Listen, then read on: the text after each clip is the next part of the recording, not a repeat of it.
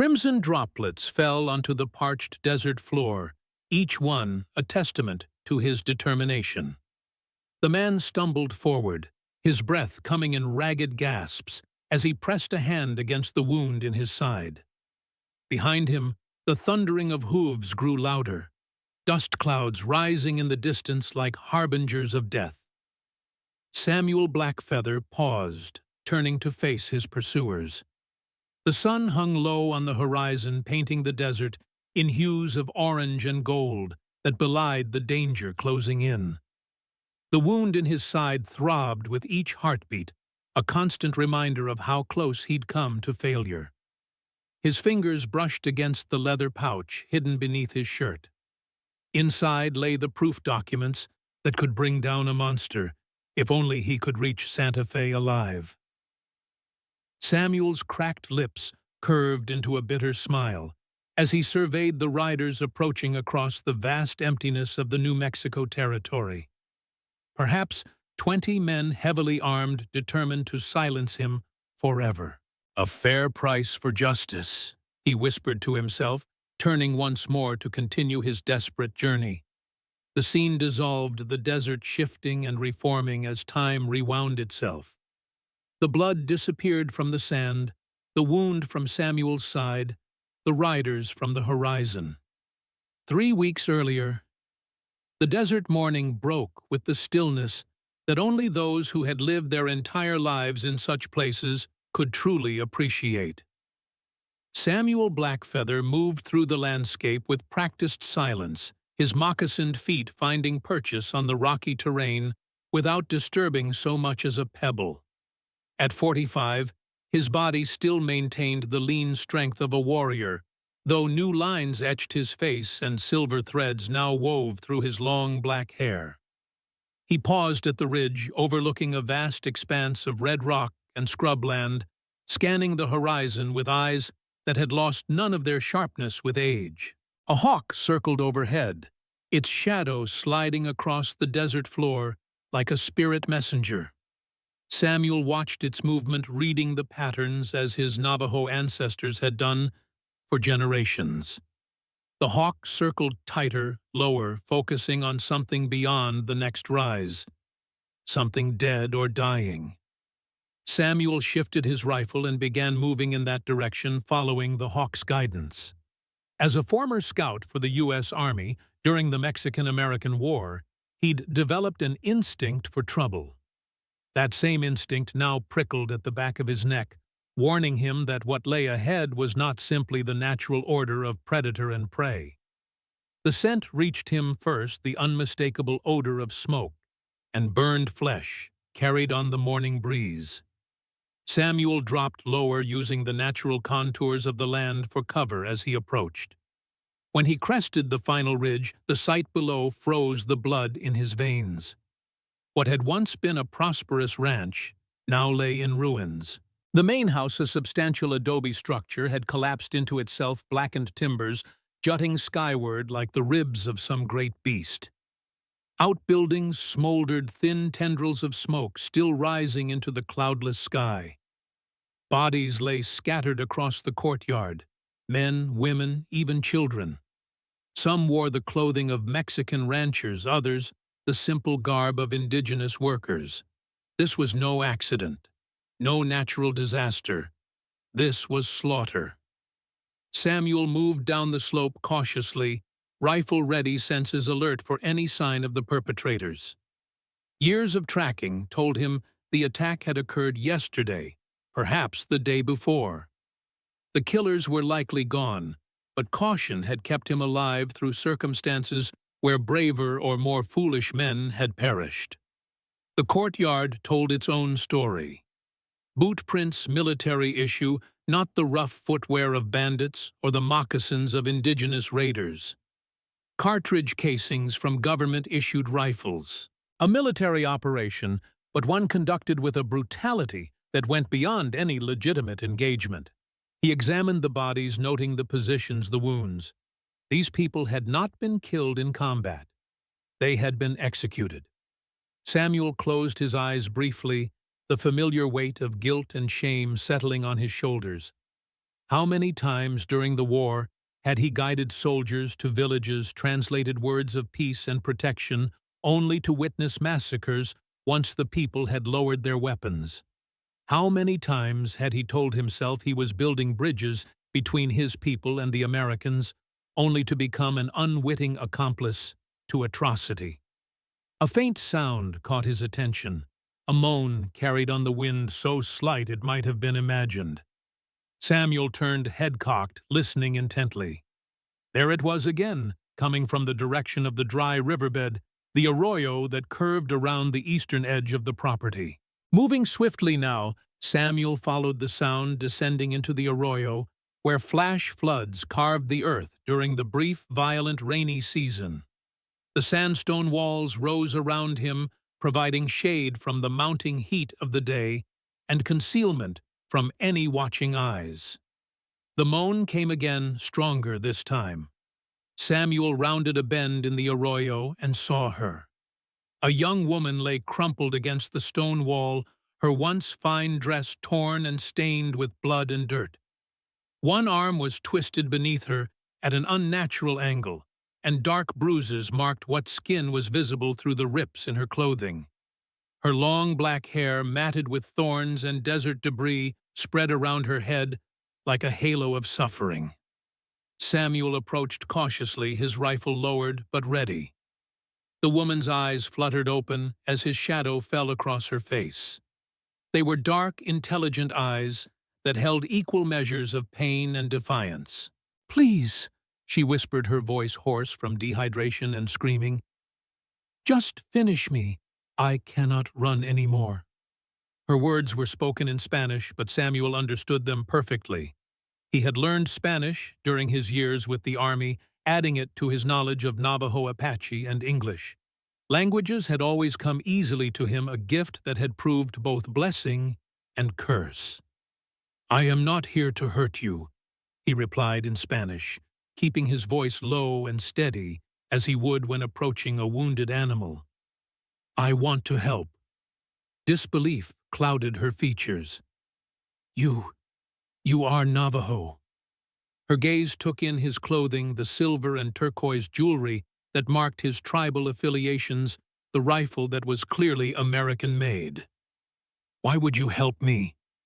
Samuel knelt beside her, setting down his rifle and reaching slowly for his water skin. "Because you need help.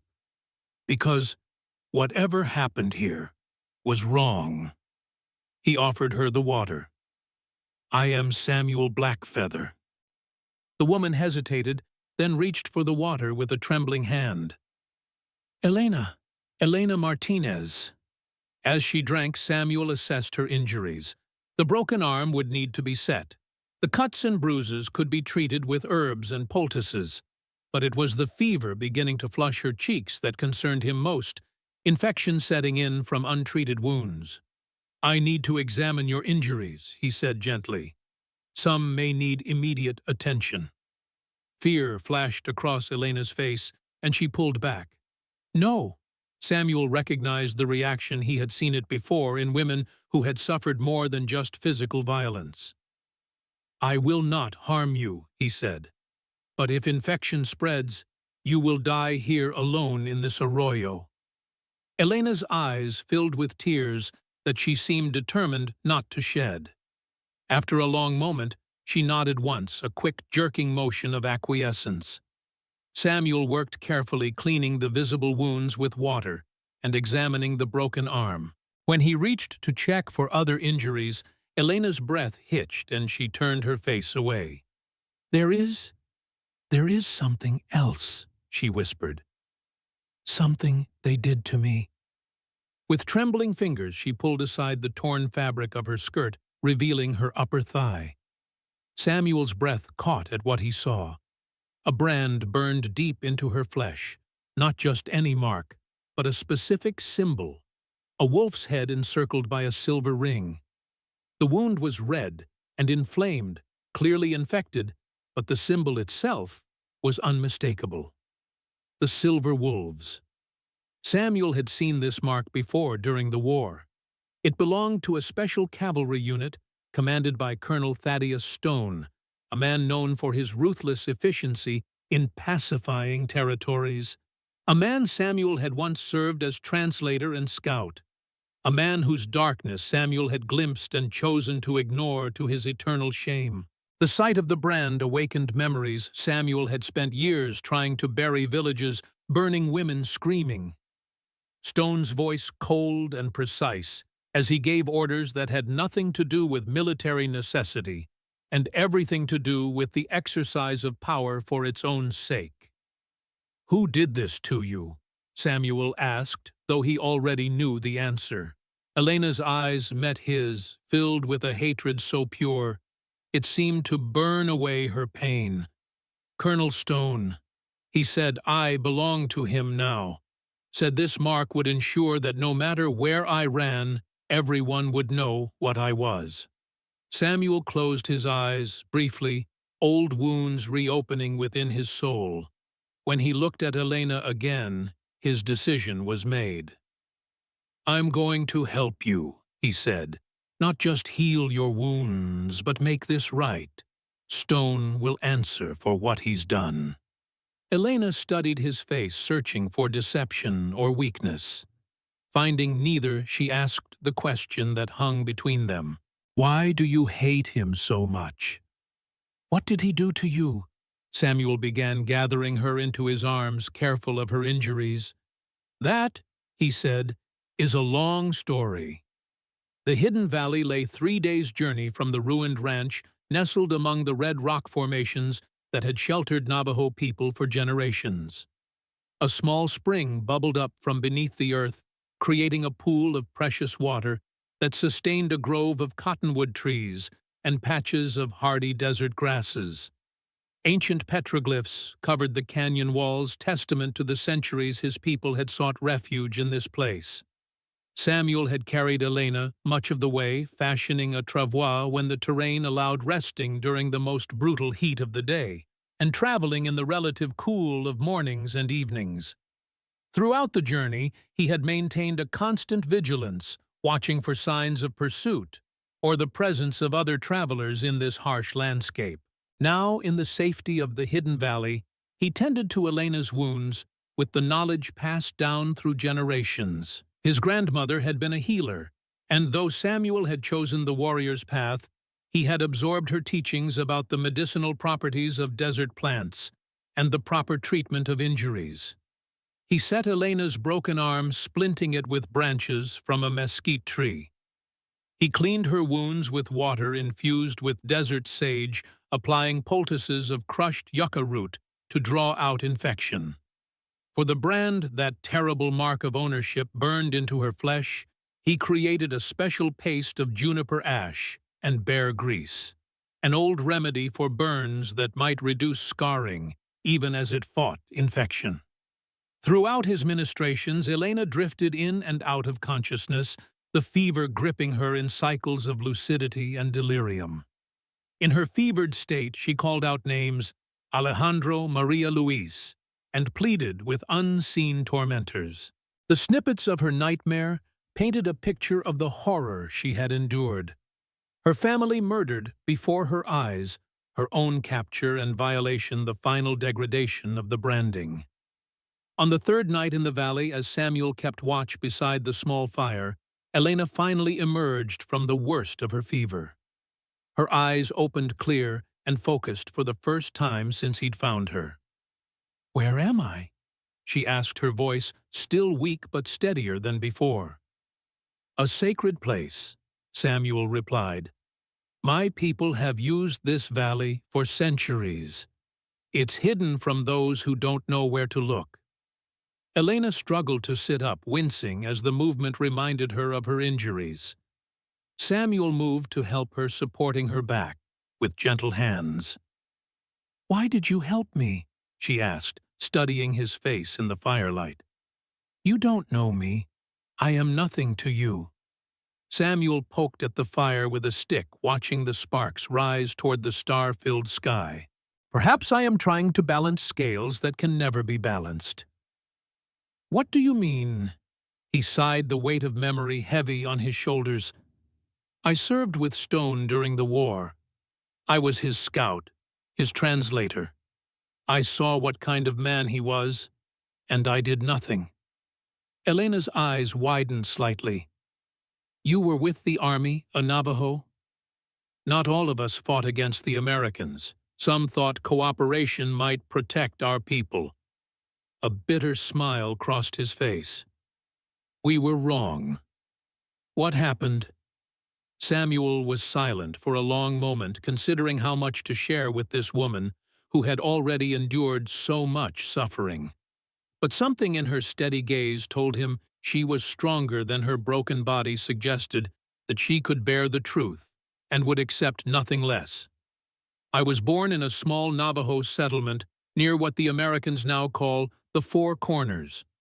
My father was a respected warrior, my mother a weaver known for her skill with patterns and colors. I grew up learning the old ways how to track, hunt, fight, pray to the holy people who maintain the balance of the world. He paused, remembering the simplicity of those early years before the world had become so complicated. When I was 15, American soldiers came to our village. Not to fight, they said they wanted peace, wanted to establish trading relationships. They needed scouts who knew the territory, translators who could speak to the different tribes. My father, believing this might protect our people, suggested me. Samuel's jaw tightened. I was young, eager to see the world beyond our lands. I went willingly. Elena listened silently, her dark eyes reflecting the firelight. For years I served as scout and translator. I learned English, Spanish, Apache dialects. I became valuable to them.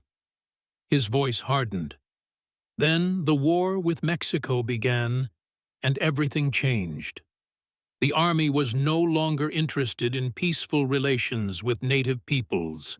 They wanted territory, wanted control. Samuel threw his stick into the fire, watching it catch and burn. I was assigned to Colonel Thaddeus Stone's unit, the Silver Wolves. Elite cavalry, they called themselves. Stone had a reputation for effective pacification of hostile elements. What that really meant was that he destroyed anyone who stood in his way. Samuel's voice dropped almost to a whisper. And I helped him do it. How? Elena asked softly. I would go to villages, Mexican villages, native settlements, carrying messages of peace. I would tell them the army only wanted to pass through their lands, that they would be safe if they offered no resistance. I believed it myself at first. Samuel's hands clenched into fists. Then I would watch as Stone's men surrounded those same villages and slaughtered everyone who lived there. The silence that followed was broken only by the crackle of the fire and the distant call of a coyote. Why are you telling me this? Elena finally asked. Samuel met her gaze directly. Because you need to understand who you're dealing with.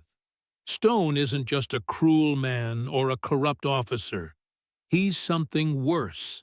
A man who believes his own lies, who thinks his vision for this territory justifies any atrocity. I know what he is.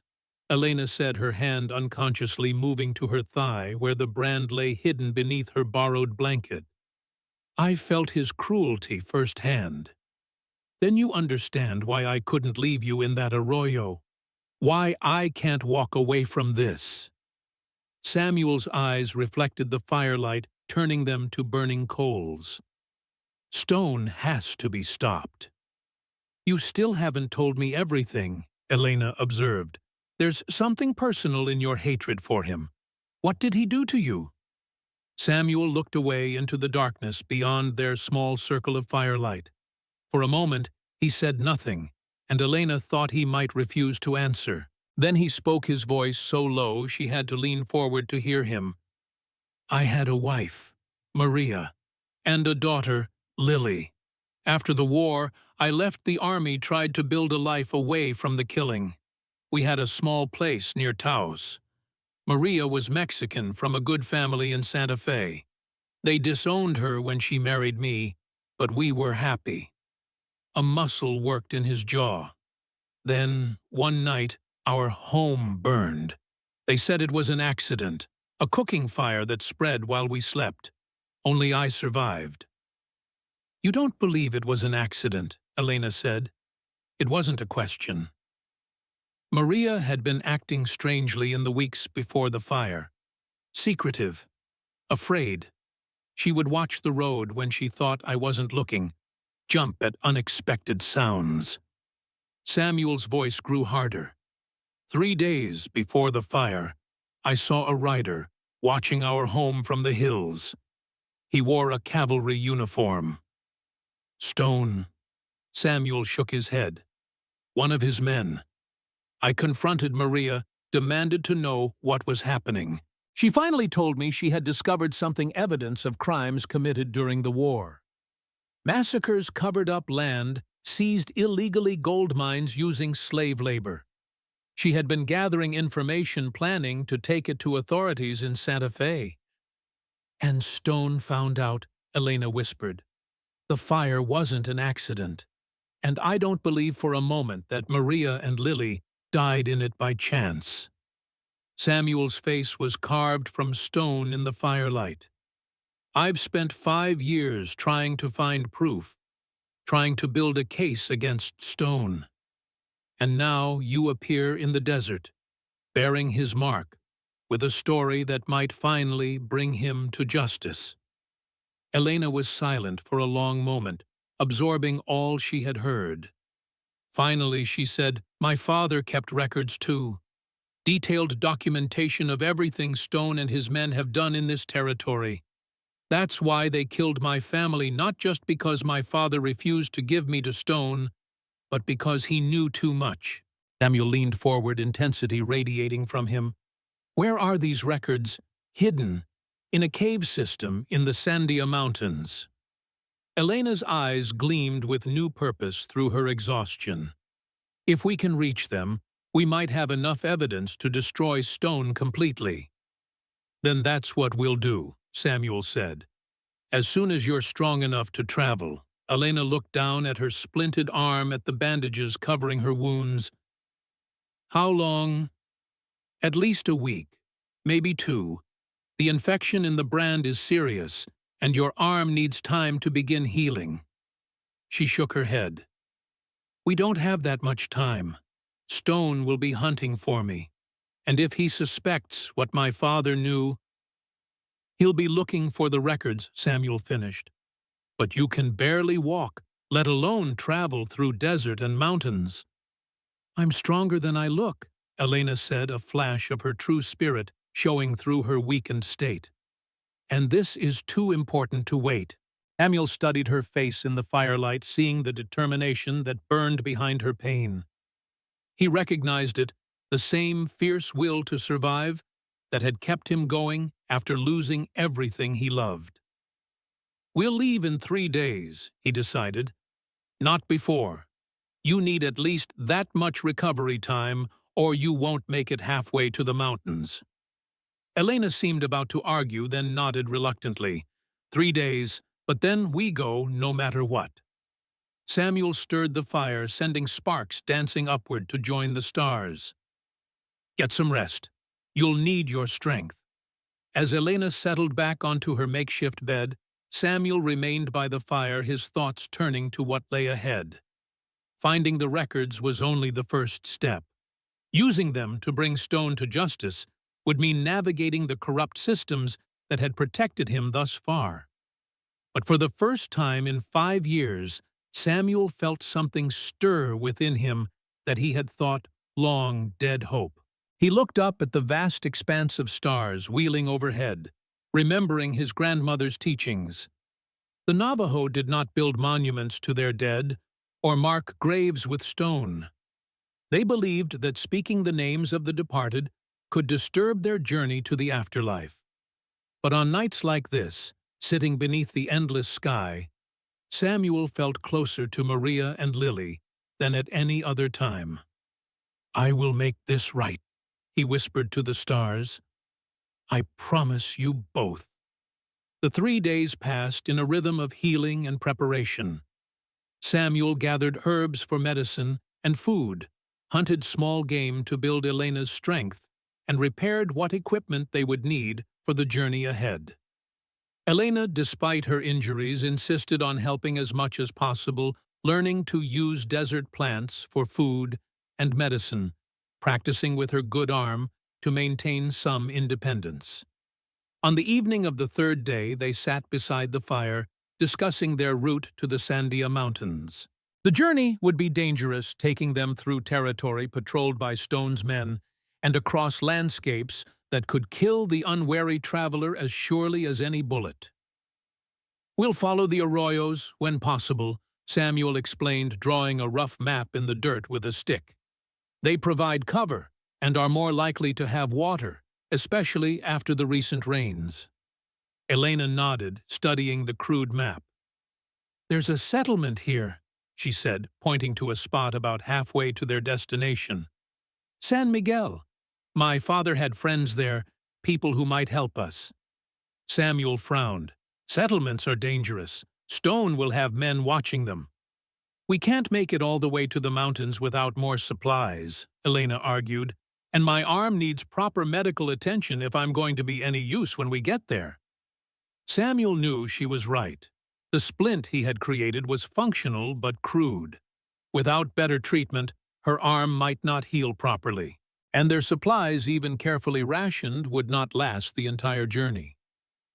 "We'll approach cautiously," he conceded. "But at the first sign of danger we leave. Immediately." "Agreed." As night deepened around them, the temperature dropped sharply in the desert way, stars burning with cold fire in the black velvet sky. Elena pulled her blanket tighter around her shoulders, wincing slightly as the movement jarred her injured arm. "You should rest," Samuel said. "We leave at first light." Elena nodded, but made no move toward her sleeping place. Instead, she stared into the fire, her face a mask of unreadable emotions. "What is it?" Samuel asked after a moment. "I keep seeing them," she said quietly. "My family, the way they died. My father trying to reason with Stone as if logic or decency meant anything to him. My mother running to help him when the shooting started. My brother, Eduardo." Her voice broke. "He was only 15. They shot him in the back while he tried to run for help." Samuel remained silent, giving her the space to speak her pain. "I hid," Elena continued, self-loathing evident in her voice. "I hid in the root cellar like a coward while my family died fighting." "You survived," Samuel said. "That's not cowardice." "Isn't it? I should have done something. Anything. And then you would be dead too. Your father's evidence would be lost. Stone would continue his crimes without anyone to challenge him." Samuel's voice was gentle but firm. "Sometimes surviving is the bravest thing we can do." Elena looked up at him, her eyes reflecting the firelight. "Is that what you tell yourself about the fire?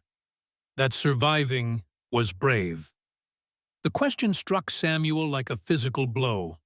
For 5 years he had carried the guilt of being the only one to escape the flames that claimed his wife and daughter.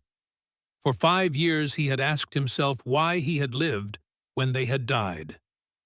"No," he admitted. "I tell myself I survived for a reason, to find justice for them, to make their deaths mean something." "And have you found meaning?" Samuel stared into the fire. "Not yet, but perhaps this is my chance, our chance." Elena nodded slowly. "Justice, not revenge." "Is there a difference?" "My father thought so. He used to say that revenge satisfies only the one who takes it, while justice heals the entire community." Elena's voice grew stronger as she spoke of her father. "He believed in the law, in the power of truth, to overcome corruption." The law hasn't done much to protect people like us, Samuel said, an edge of bitterness in his voice. Not yet. Elena echoed his earlier words. But perhaps this is our chance to change that. They fell silent, each lost in private thoughts, as the fire burned down to embers.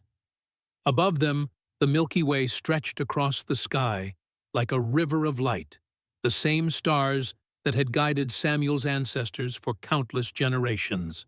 I should check your bandages before we sleep, Samuel said finally. The journey tomorrow will be hard on your wounds. Elena nodded, allowing him to examine the healing cuts and bruises that covered her body.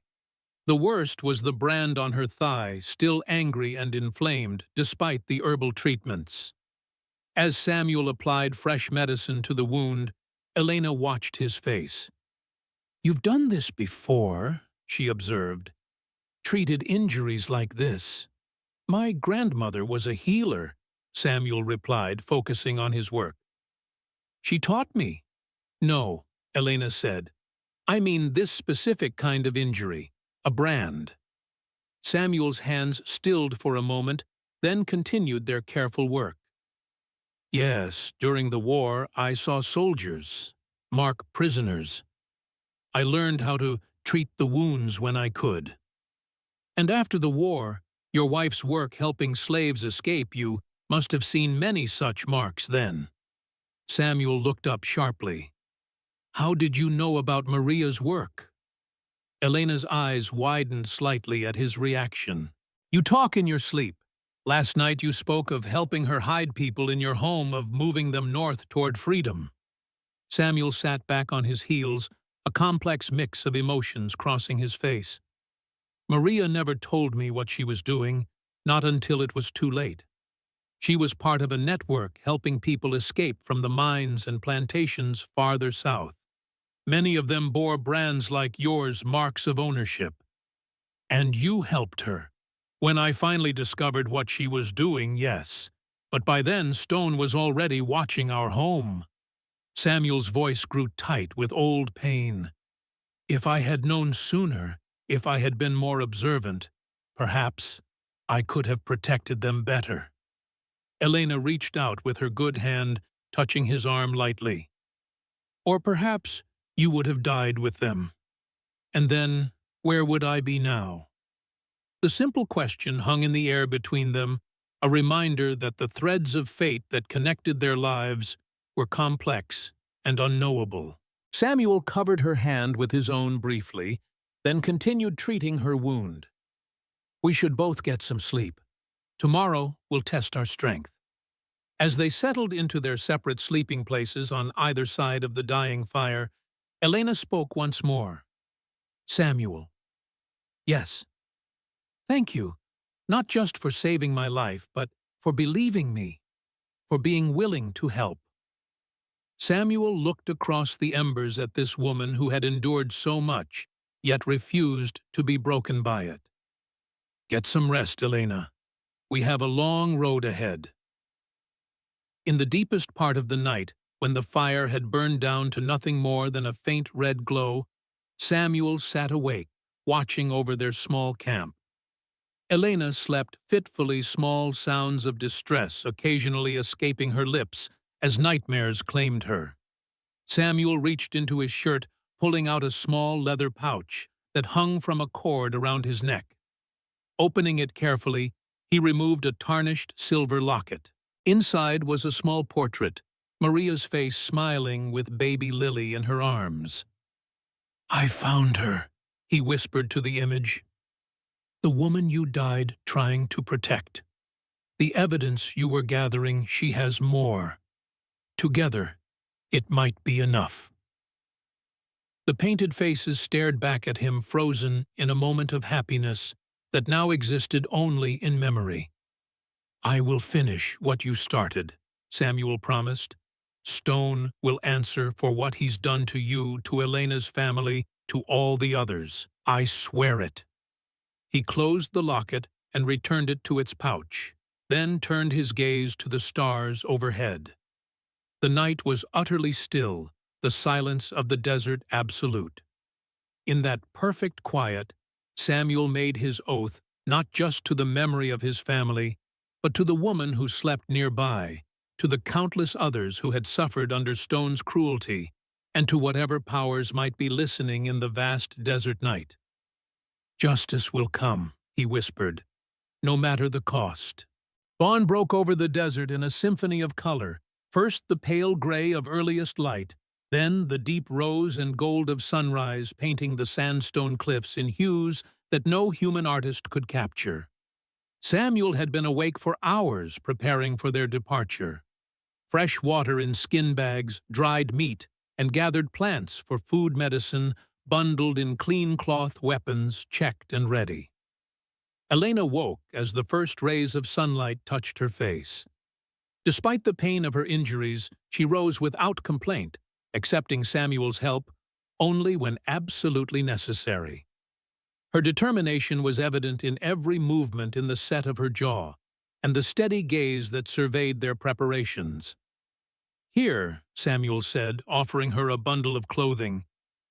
"These will serve you better than that torn dress." Elena examined the garment's buckskin leggings, a loose cotton shirt, a woven belt, and moccasins. "These are women's clothes," she observed. "Navajo." Samuel nodded. "I kept them after. They were Maria's. They should fit you well enough." Elena touched the carefully tanned leather, the fine beadwork on the belt, understanding the significance of what was being offered. "Thank you," she said, simply accepting the bundle. While Elena changed behind a screen of brush, Samuel made a final survey of their camp, ensuring they left no obvious signs of their presence. Though the valley was known to few outsiders, he took no chances. Stone's men were skilled trackers, and the smallest oversight could lead them here. When Elena emerged, the transformation was striking. The Mexican rancher's daughter was gone, replaced by a woman who might pass for Navajo at a distance. The buckskin leggings and moccasins would protect her legs from the harsh desert terrain, while the loose shirt concealed the splint on her arm without restricting movement. "How do I look?" she asked, a touch of self-consciousness in her voice. "Like a survivor," Samuel replied. Then, with the ghost of a smile, "The braids are wrong, though." Elena reached up to touch her hair, which she had attempted to arrange in the Navajo style.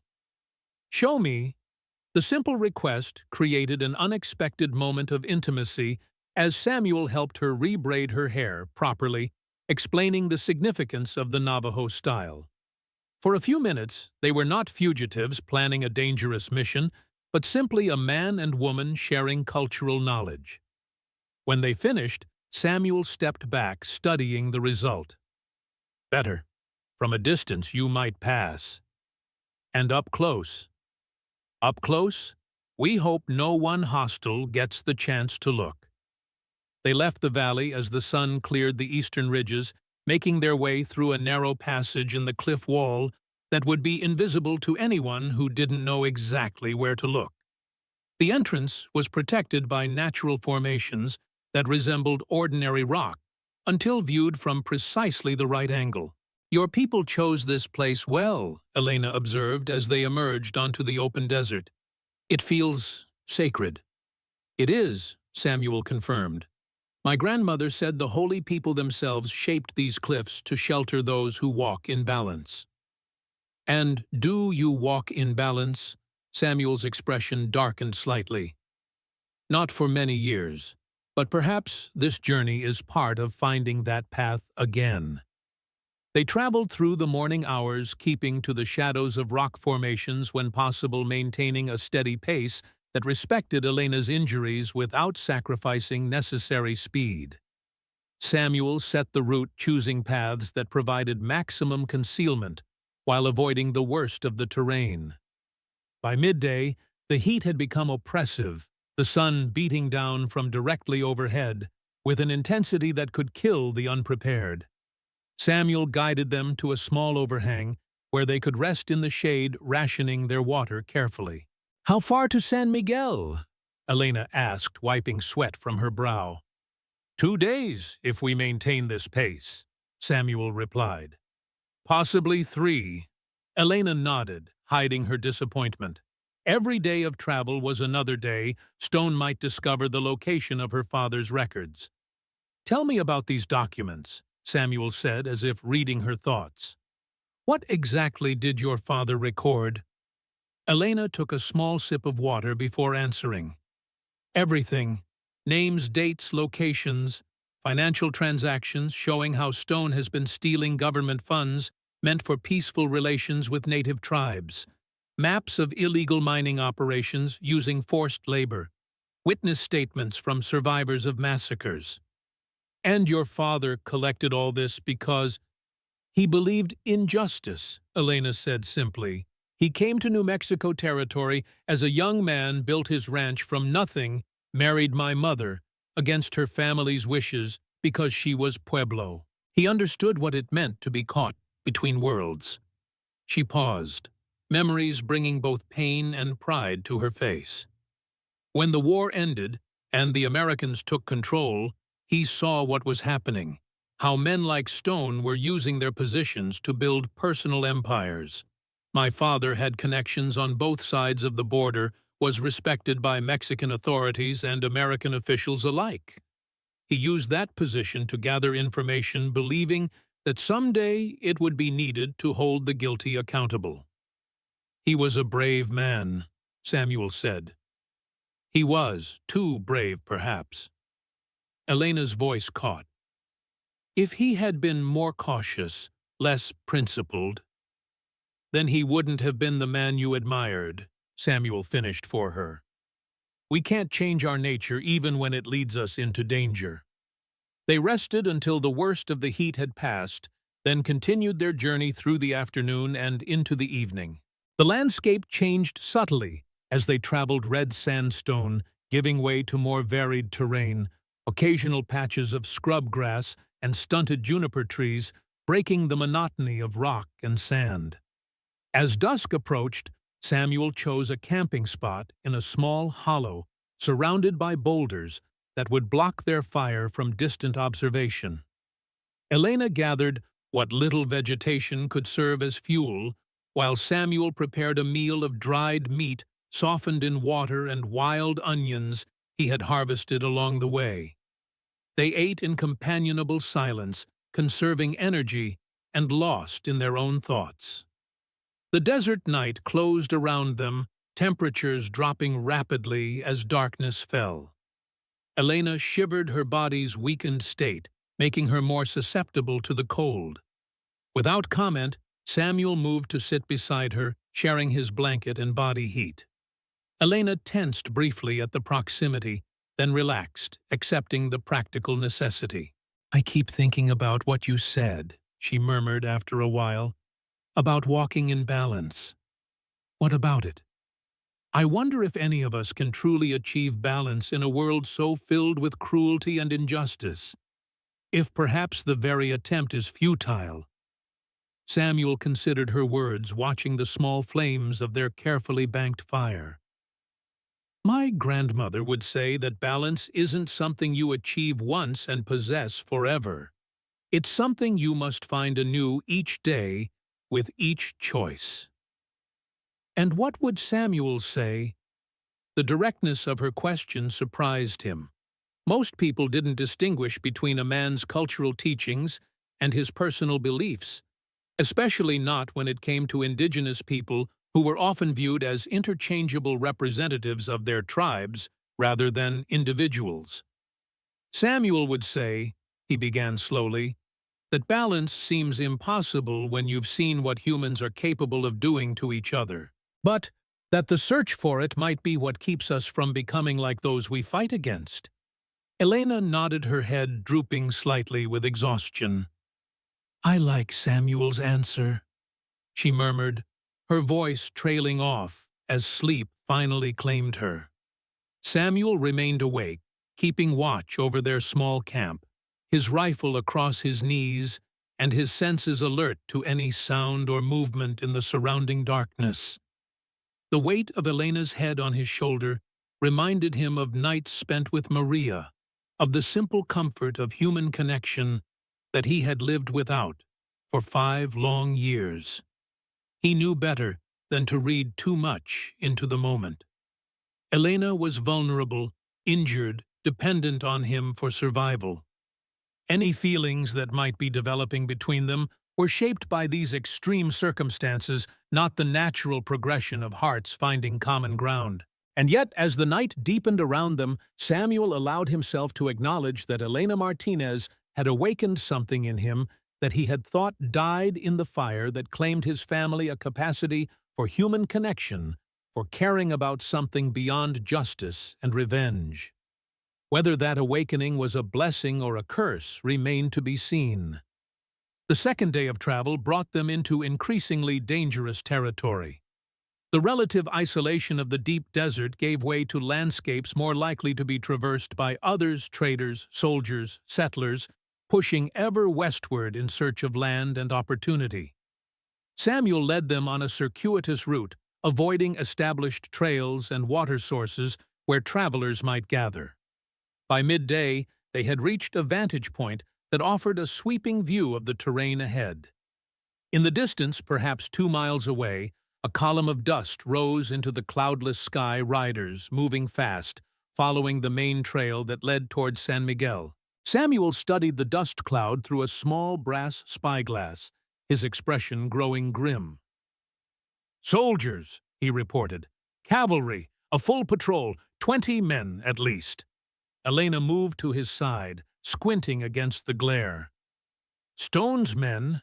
Can't tell from this distance, but we should assume they're hostile." Samuel collapsed the spyglass and tucked it into his pack.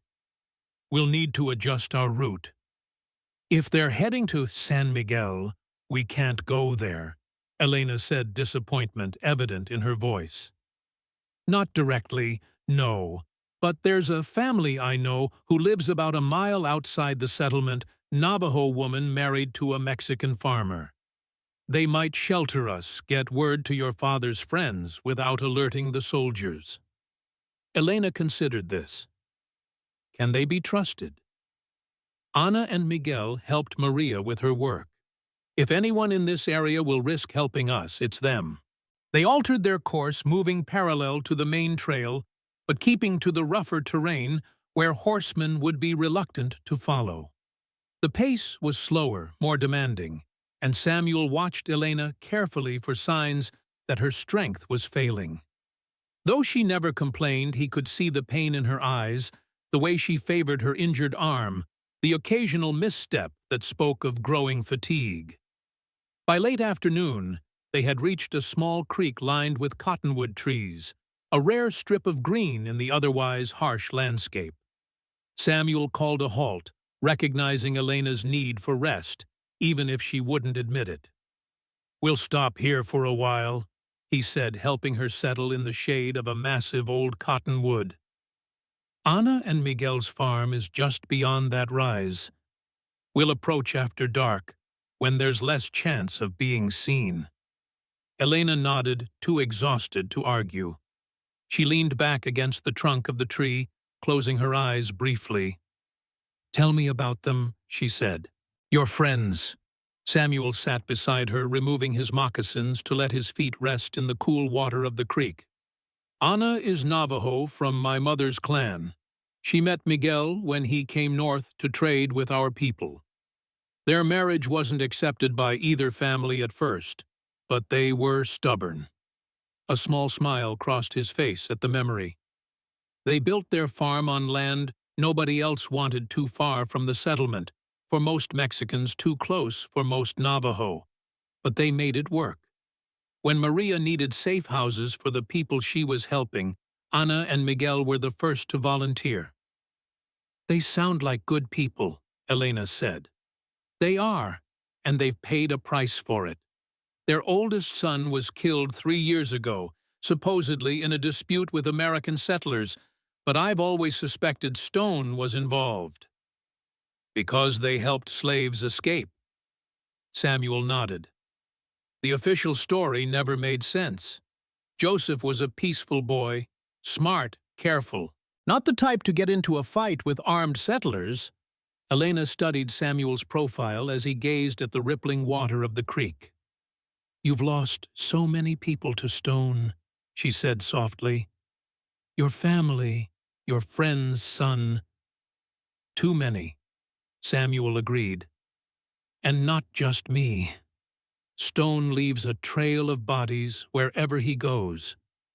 People who stand in his way, who know too much, who simply have something he wants." "Like me," Elena said. Samuel turned to look at her. "Yes, like you." The simple acknowledgement hung between them, a recognition of the danger that had brought them together and still pursued them.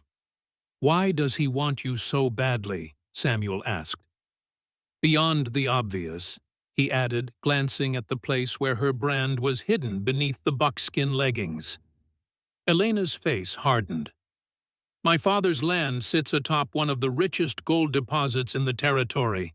Stone discovered this about a year ago, when one of his illegal mining operations broke through into a new vein that extends under our property. So he wanted to marry you to gain control of the land. That was his first approach. He came to my father with a business proposition marriage to secure a mutually beneficial alliance. When my father refused, Stone tried to buy the land directly. When that failed," Elena's voice trailed off. "He took by force what he couldn't get by negotiation," Samuel finished. Elena nodded, her eyes distant with memory. "Stone doesn't just want wealth. He wants power, the kind that comes from controlling land resources people. The gold is part of it. But I think he would have done what he did even without the gold. He can't stand being denied anything he desires." Samuel considered her words, seeing the pattern that connected his own losses with hers. Stone's actions weren't just about greed or lust. They stemmed from a deeper pathology, a need to dominate and control that wouldn't be satisfied by any amount of wealth or power. "He needs to be stopped," Samuel said, the words carrying the weight of an oath. "Not just punished, stopped permanently." "That's why the records are so important," Elena said. "They prove he's not just a rogue officer acting alone. They show the entire network, the officials he's bribed, the judges. He controls the businessmen who profit from his crimes. Taking down Stone alone wouldn't end it." Samuel nodded, understanding the bigger picture. This wasn't just about personal vengeance anymore. It was about dismantling a system of corruption that had taken root in the territory like a poisonous weed, choking out justice and decency. As the sun began to set, painting the landscape in deepening shades of orange and purple, Samuel helped Elena to her feet. "We should move soon. It's about an hour's walk to Ana and Miguel's farm." Elena stood wincing as her stiff muscles protested the movement. "I'm ready." Samuel studied her face in the fading light, noting the determination that overrode her physical pain. "You're stronger than you look, Elena Martinez." A small, fierce smile touched her lips. "I have to be." They gathered their few belongings and set out. As twilight deepened into night, following the creek for a while before striking out across open country toward the distant lights of a solitary farmhouse. Samuel set a careful pace alert for any sign of patrols or sentries that might be watching the approaches to San Miguel. The farmhouse appeared peaceful in the growing darkness, a sturdy adobe structure, with a small barn and corral surrounded by fields of corn and beans watered by an irrigation system that channeled the seasonal rains. A dog barked as they approached, alerting the inhabitants to visitors. Samuel stopped at the edge of the property, keeping to the shadows, as a figure emerged from the house carrying a lantern. The man held a rifle in his other hand, scanning the darkness cautiously. "Miguel," Samuel called softly, stepping partially into the light. "It's Samuel Blackfeather." The man raised his lantern higher, illuminating Samuel's features. Recognition and surprise crossed his weathered face. Samuel, is it really you? Miguel lowered his rifle slightly, but didn't set it aside. We heard you were dead. Not yet, Samuel replied, though some have tried to arrange it.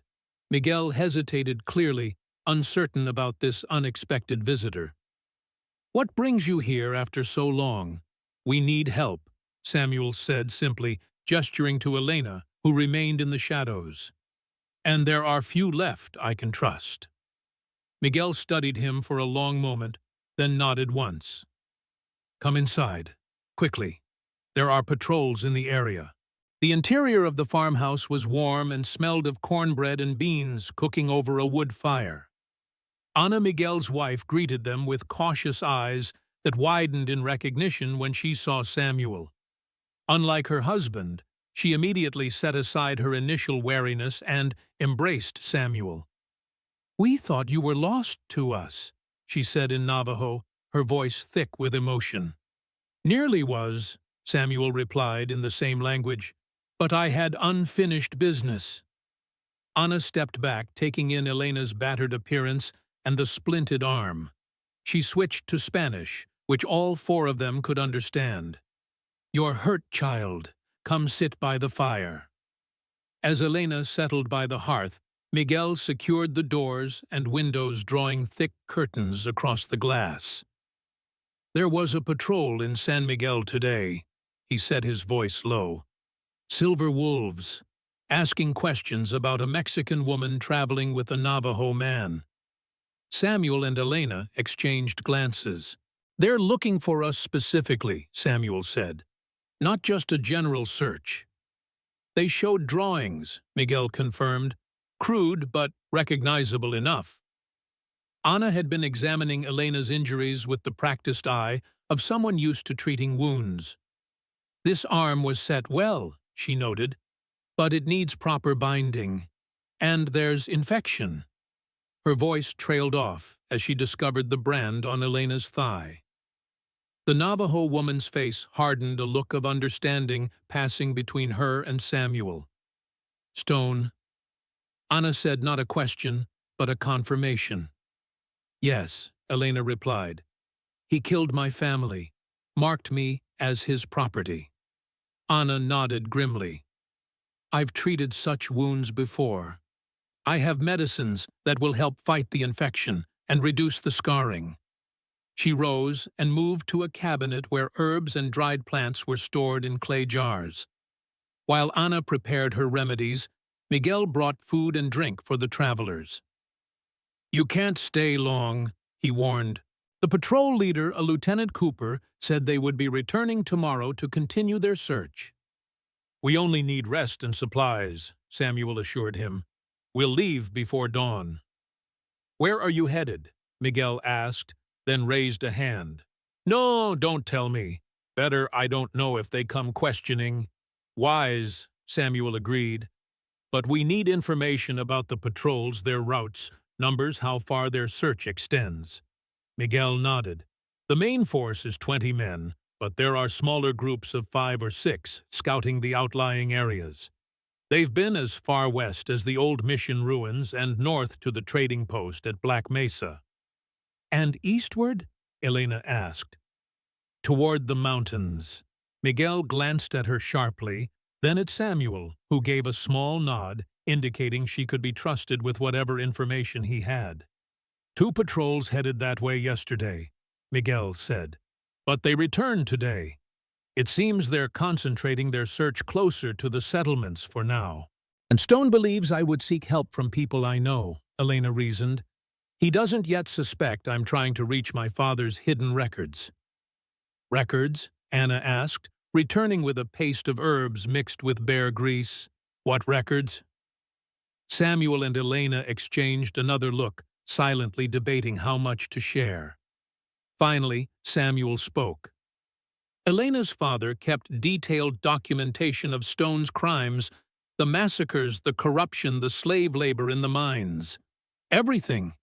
If we can recover these documents and get them to the right authorities, we might finally bring Stone to justice. Ana's hands stilled in their work of applying medicine to Elena's brand. Like Maria was trying to do, she said softly. Yes, Samuel confirmed. Like Maria. A heavy silence fell over the room, broken only by the crackling of the fire and the distant howl of a coyote. Joseph didn't die in a dispute with settlers, did he? Samuel asked, voicing the suspicion he'd carried for years. Miguel's face darkened with old grief. No, he was helping a family escape from one of Stone's mines. They made it to safety. Joseph didn't. Samuel closed his eyes briefly, absorbing this confirmation of what he had long feared. I'm sorry. It wasn't your fault, Anna said firmly. Joseph made his choice just as Maria did, just as we all must. And what choice do you make now? Elena asked quietly. We've brought danger to your door just by coming here. Miguel and Anna exchanged a glance, years of partnership, allowing them to communicate without words. We'll help you, Miguel decided. What do you need? Fresh supplies, Samuel said. Bandages, medicine, food that will travel well, information about the safest route eastward. And perhaps a message delivered, Elena added, to friends of my father in San Miguel who might help us further. Anna nodded. I can take a message tomorrow when I go to sell vegetables in the settlement. No one will question my presence there. And I have a map, Miguel said, moving to a wooden chest in the corner of the room. It shows the old trails through the mountains, paths the Spanish used before the main roads were built. Some are probably overgrown now, but they would be unknown to Stone's men. As Miguel spread the map on the table, Samuel studied the faded lines indicating trails that wound through the Sandia Mountains. Elena joined him, pointing to a location on the eastern slopes. Here, she said, this is where my father's cave is located, near the old Spanish mission. Miguel marked the spot with a small X. It's rough country. 3, maybe 4 days of hard travel from here. And there's a problem. He traced a route with his finger. The most direct path takes you near Stone's primary mining operation. It's heavily guarded. We'll have to go around, Samuel decided, north through the high country. That adds at least 2 days to your journey, Miguel warned. And the terrain is much more difficult. Better difficult terrain than a confrontation with Stone's guards, Samuel replied. We'll take the northern route. As they discussed details of the journey ahead, Anna finished treating Elena's wounds and began preparing supplies for their departure. Fresh bandages, jars of medicine, dried meat, and fruit cornmeal cakes that would keep for days, all carefully packed into bags that could be easily carried. Night deepened outside the farmhouse. Miguel offered them his son's old room for rest, insisting they needed sleep before continuing their journey. The small chamber still bore signs of the young man who had once occupied it: a carved wooden horse on a shelf, a colorful blanket woven in traditional Navajo patterns, a dog-eared book of Spanish poetry. He would have been about your age now, Anna said to Elena as she showed them the room. 28, 29. 27, Elena replied softly. I'm sorry for your loss. Anna touched the carved horse gently. He lives on in our hearts, and perhaps in what you are trying to do. She turned to Samuel. Maria would be proud. She always believed you would find your way back to the path of justice. After Anna left, Samuel and Elena stood awkwardly in the small room with its single bed. You take the bed, Samuel said. I'll sleep on the floor. Elena looked about to protest, then nodded, the exhaustion of their journey finally catching up with her. She sat on the edge of the bed, removing the moccasins Samuel had given her. Their son, she said quietly. He died helping others escape, like your wife was doing. Samuel nodded, spreading his blanket on the floor. Many have died opposing Stone. Too many. Does it ever seem hopeless to you Elena asked, her voice small in the darkness. One man has caused so much suffering, destroyed so many lives, and still he rises in power and influence. Samuel was silent for a long moment, considering her question. Yes, he finally admitted. Sometimes it seems hopeless, but then I remember something my grandmother taught me. She said that evil seems strong because it makes noise and draws attention to itself like a child having a tantrum. But good is quiet, persistent, like water wearing away stone over time. I want to believe that, Elena said, that justice will prevail in the end. But it's hard when I've seen what power men like Stone have, how they corrupt the very systems meant to hold them accountable. That's why your father's records are so important, Samuel said. They provide proof that can't be ignored or dismissed. Elena lay back on the bed, staring at the ceiling. If we can reach them, if they haven't been discovered, if we can get them to someone who will act on them. One step at a time, Samuel counseled. First, we rest. Then we continue our journey. You're right. Lena turned on her side, facing away from him. Good night, Samuel. Good night, Elena. But sleep did not come easily to either of them. Samuel lay awake, listening to Elena's breathing, thinking about the dangers that still lay ahead. The revelation that Joseph had died helping slaves escape from Stone's mines confirmed his suspicions about the extent of Stone's operations. Not just massacres and land theft, but human trafficking and forced labor crimes that would hang a man if proven. If they could reach the cave, recover the documents, and get them to a legitimate authority, but that was a lot of ifs, and Stone had resources and influence that made each step of that plan incredibly dangerous. In the dark room, with Elena's soft breathing, the only sound, Samuel renewed his silent vow to see this through, whatever the cost. Dawn came too soon, the first gray light seeping through the curtains. Samuel woke instantly, his body conditioned by years of survival to shift from sleep to full alertness in seconds.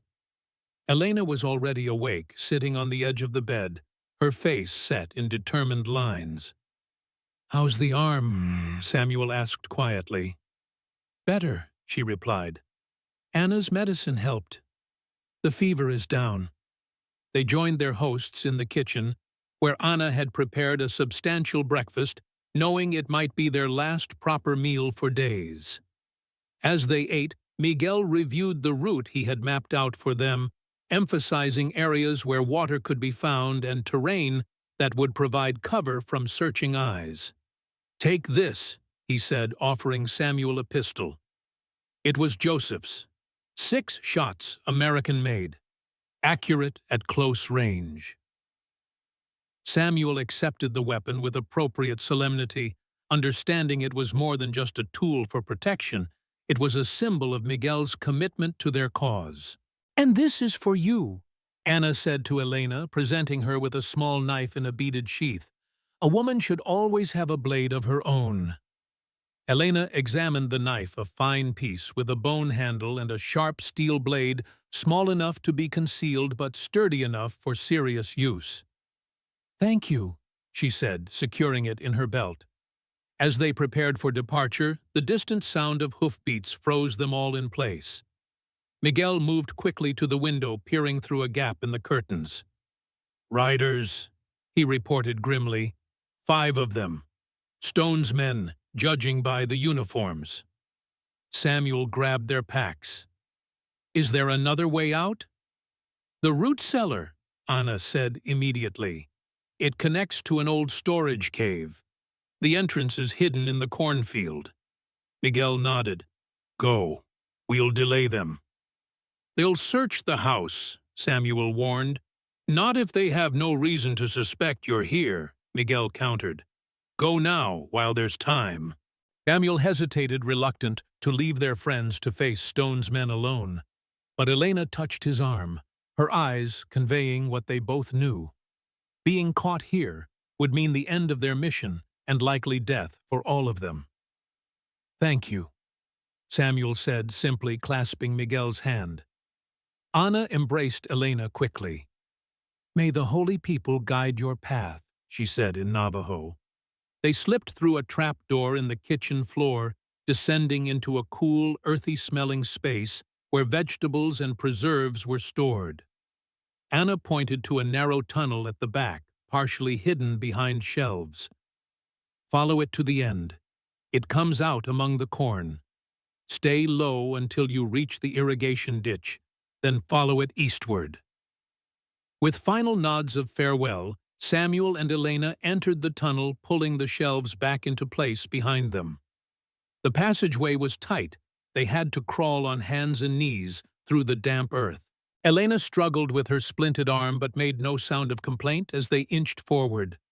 Above them, they could hear the muffled sounds of horses arriving, men's voices, Miguel's calm responses.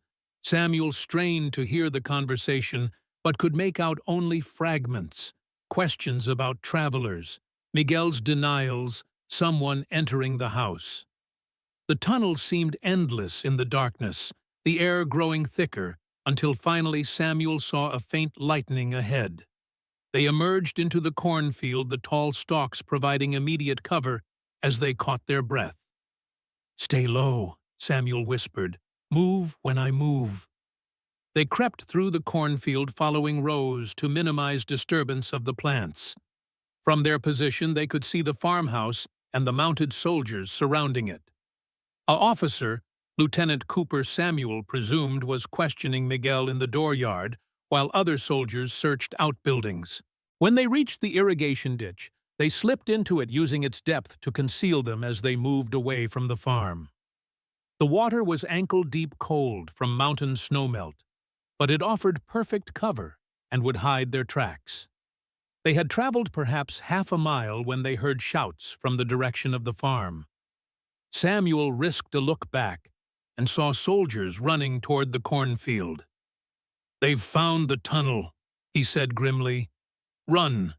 They abandoned stealth for speed, splashing through the irrigation ditch until it ended at a rocky outcropping. From there, they struck out across open country, heading eastward toward the distant mountains that rose like blue shadows on the horizon.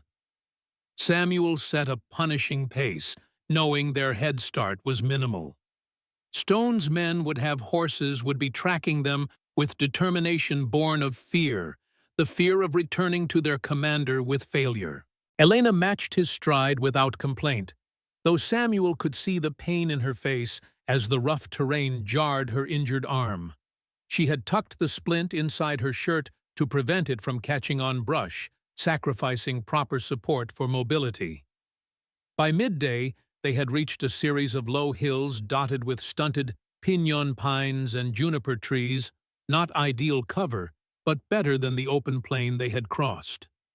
Samuel called a brief halt, allowing Elena to rest while he climbed to a vantage point to check for pursuit. What he saw chilled his blood.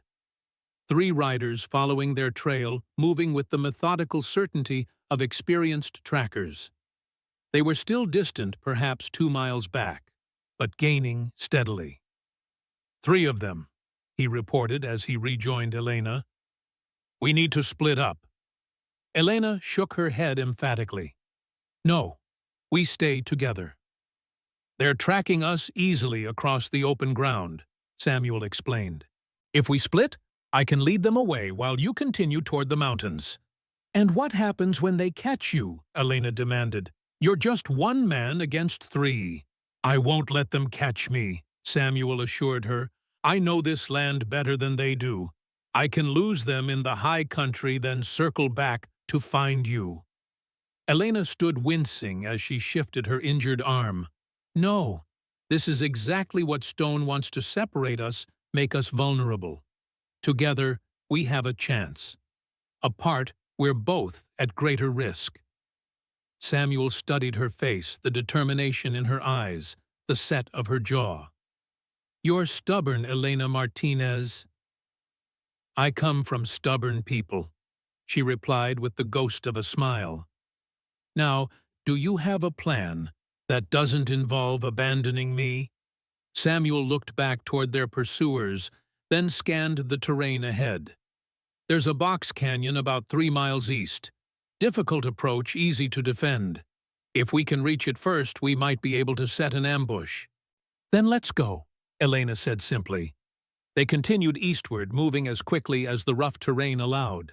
The box canyon Samuel had mentioned came into view as the afternoon shadows lengthened a narrow slash in the earth, with high walls of sandstone and a single approach that twisted between massive boulders.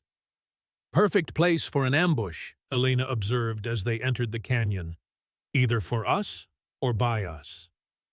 Let's make sure it's the latter, Samuel replied, already surveying the canyon walls for defensive positions.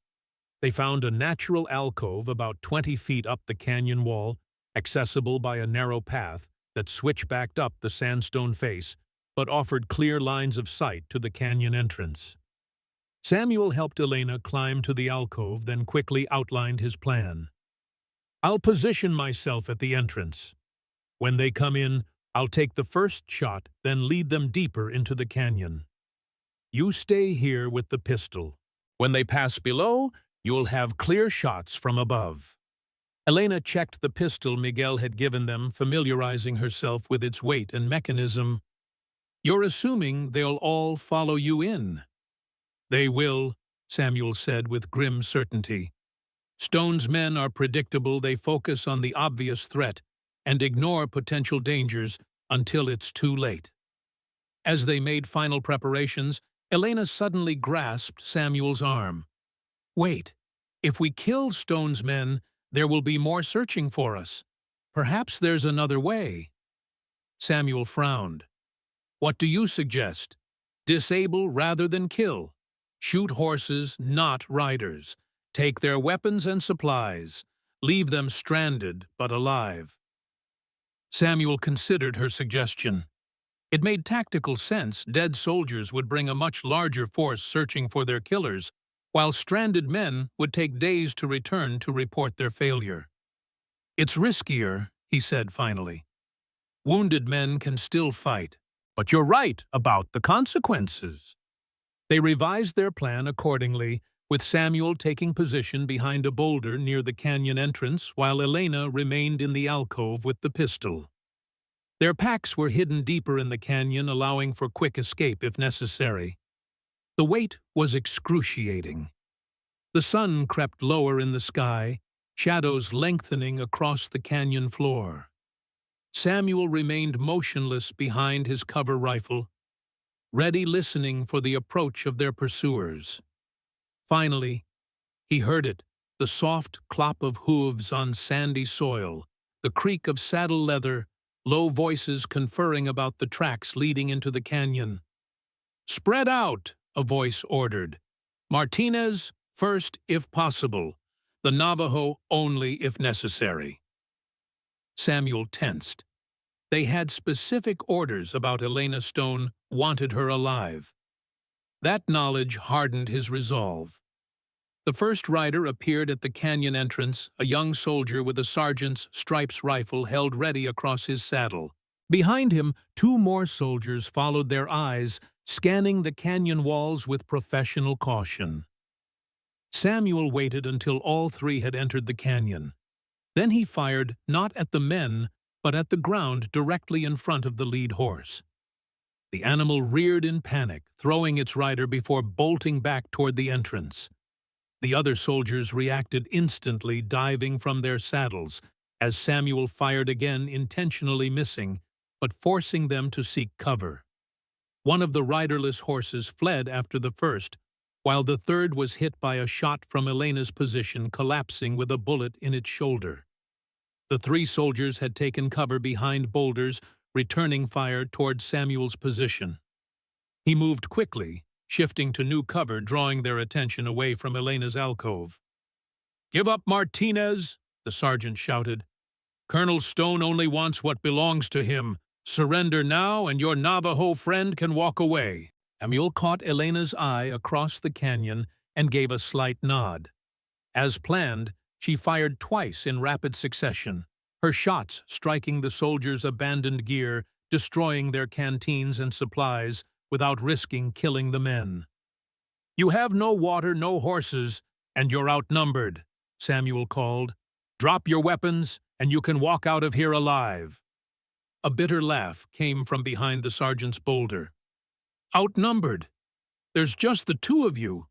"Count again," Samuel bluffed. "You're surrounded by Navajo warriors. The only reason you're still alive is because the woman insisted we spare you." A tense silence followed his words. The soldiers conferred in hushed voices, clearly uncertain. "Prove it," the sergeant finally called. "Show us these warriors." Instead of answering, Samuel let out a series of bird calls, signals used by Navajo scouts during the war. From her alcove, Elena repeated the calls, creating the illusion of multiple responders positioned around the canyon. The deception worked. After another brief conference, the sergeant's voice came again, strained but determined. "All right, we're putting down our weapons. Don't shoot." 3 rifles slid out from behind the boulders, followed by pistols and knives. Slowly the soldiers emerged, hands raised. Samuel kept them covered, while Elena descended from her alcove, pistol ready. The soldiers' expressions betrayed their surprise at seeing just the two of them, but the fear of hidden warriors kept them compliant. "You made a mistake following us," Elena told them, her voice cold. "Tell Stone that the next men he sends will not be allowed to walk away." The sergeant, a weathered man in his 30s with a scar across his cheek, studied Elena with narrowed eyes. "The colonel was right. You are a spirited one. He'll enjoy breaking that spirit." Elena's hand tightened on her pistol, and for a moment Samuel thought she might shoot the man despite their plan. Instead, she smiled, a cold, dangerous expression that seemed to unnerve the soldiers more than anger would have. "Tell your colonel that I'm coming for him," she said softly. "Tell him I have my father's records, and soon the whole world will know what kind of monster wears that uniform." The sergeant's face paled slightly. "What records?" "You'll find out soon enough." Samuel cut in, not wanting Elena to reveal too much. "Now start walking. It's a long way back to San Miguel." "You're leaving us out here without water or horses," one of the younger soldiers protested. "That's a death sentence. There's a creek 2 miles west," Samuel informed them. "If you hurry, you'll reach it before nightfall. That should sustain you until you reach the settlement." Under Samuel's watchful eye, the 3 soldiers began the long walk out of the canyon, their shoulders slumped in defeat. Once they were out of sight, Elena sagged against a boulder, the facade of strength crumbling as exhaustion took its toll. "That was a good plan," Samuel acknowledged, checking her splinted arm, which had begun bleeding again from their exertions. "Better than mine." "Not without risk," Elena replied, wincing as Samuel adjusted her bandage. "Now Stone will know we're heading for the records." "He would have figured that out eventually," Samuel reasoned. "At least this way we've bought some time. It will take those men at least 2 days to return to Stone, and we've eliminated 3 of his trackers." They retrieved their packs, and the soldiers abandoned weapons, taking what ammunition and supplies had survived Elena's targeted shots. The wounded horse had to be put down, a task Samuel performed quickly and mercifully, saying the brief Navajo prayer for animals that give their lives to sustain others. As dusk settled over the canyon, they built a small, well-shielded fire and shared a meal of dried meat and cornmeal cakes from Anna's provisions. The confrontation had left them both drained, but oddly exhilarated. They had faced Stone's men directly and prevailed. "What you said to the sergeant," Samuel began, "about your father's records, was that wise?" Elena considered the question. "Perhaps not, but I wanted Stone to know what's coming. I want him to feel fear the way his victims have felt fear." She stared into the fire. "Is that wrong of me?" "No," Samuel said after a moment. "It's human. I've felt the same wanted stone to know it was me specifically who was bringing him down." He poked at the fire with a stick. "But tactically, it would have been better to let him wonder, to keep him guessing about our intentions." "You're right," Elena admitted. "I let my emotions overtake strategy." She looked up at him. "The way you handled those soldiers, you've done this before. During the war," Samuel nodded. "And after. When Maria was helping people escape, we sometimes had to discourage pursuers without killing them. When possible. Maria believed every death, even of an enemy, diminished us in some way." A sad smile touched his lips. "She was gentler than me, believed more in the possibility of redemption. And you, I've seen too much to believe all men can be redeemed." Samuel replied honestly. "Some, like Stone, have gone too far crossed lines that can't be uncrossed." They fell silent, each lost in private thoughts, as the fire burned low. Above them, stars emerged in the darkening sky, the Milky Way stretching across the heavens like a river of light. "We should rest," Samuel finally said. "We have hard travel ahead tomorrow." They arranged their blankets on opposite sides of the fire, maintaining the respectful distance that had characterized their relationship thus far.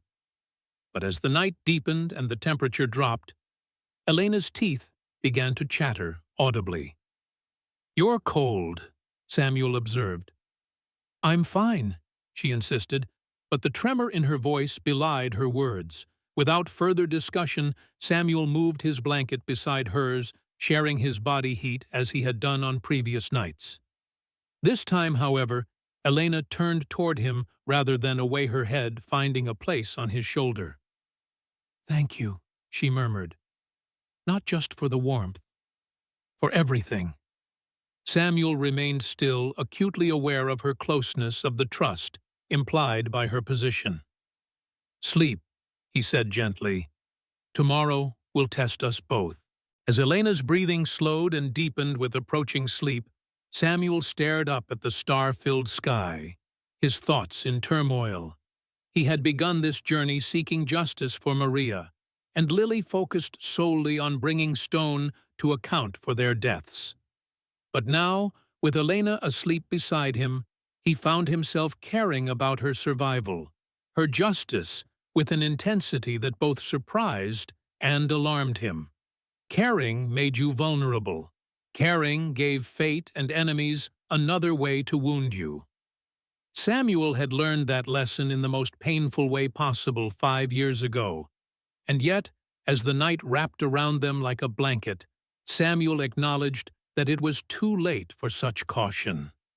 Whether he wished it or not, Elena Martinez had become important to him, not just as an ally in the fight against Stone, but as a woman of courage and principle who had suffered and survived. The realization did not bring comfort. It brought only a renewed determination to see their mission through, to ensure that Elena's suffering, like Maria's death, would not be in vain. Dawn found them already moving, following Miguel's map, toward the foothills of the Sandia Mountains. The terrain grew increasingly rugged as they advanced the relatively flat desert, giving way to rocky slopes and deep arroyos carved by seasonal floods. The encounter with Stone's men had left them both more vigilant, aware that their pursuers now knew their general direction and purpose.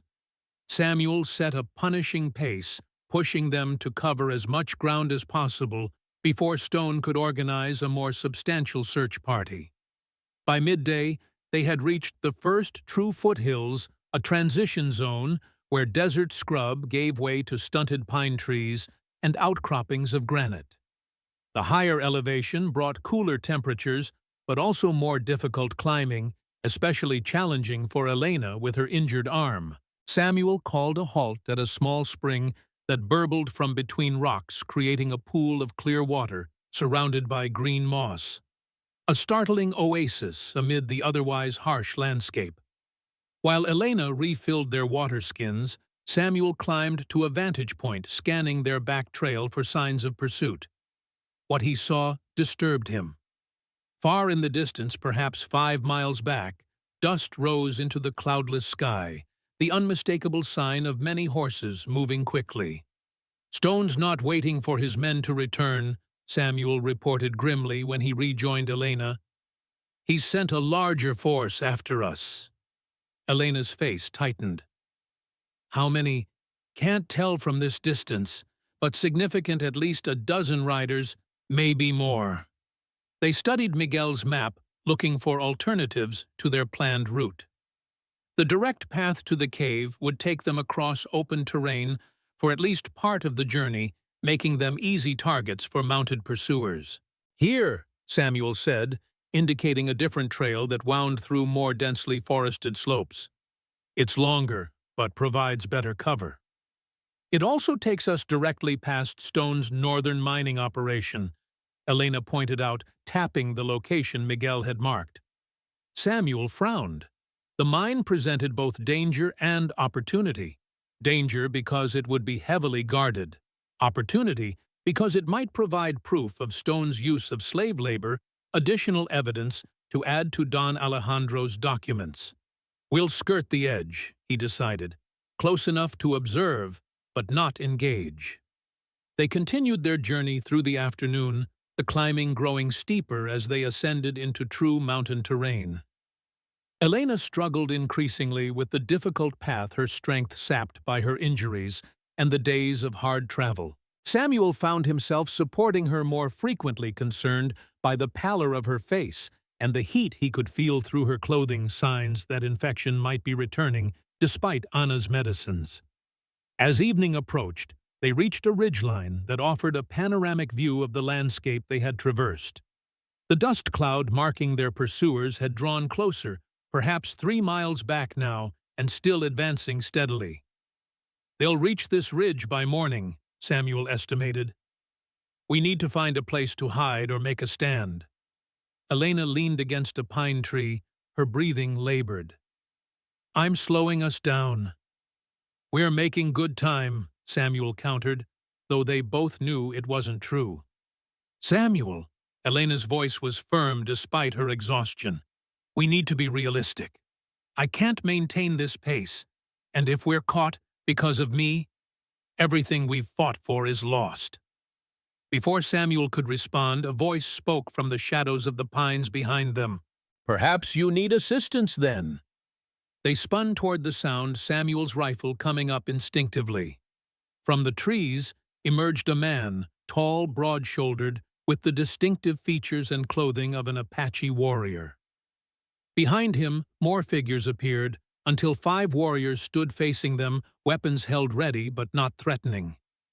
The leader stepped forward, his dark eyes studying Samuel with careful assessment. "I am Running Wolf of the Mescalero Apache.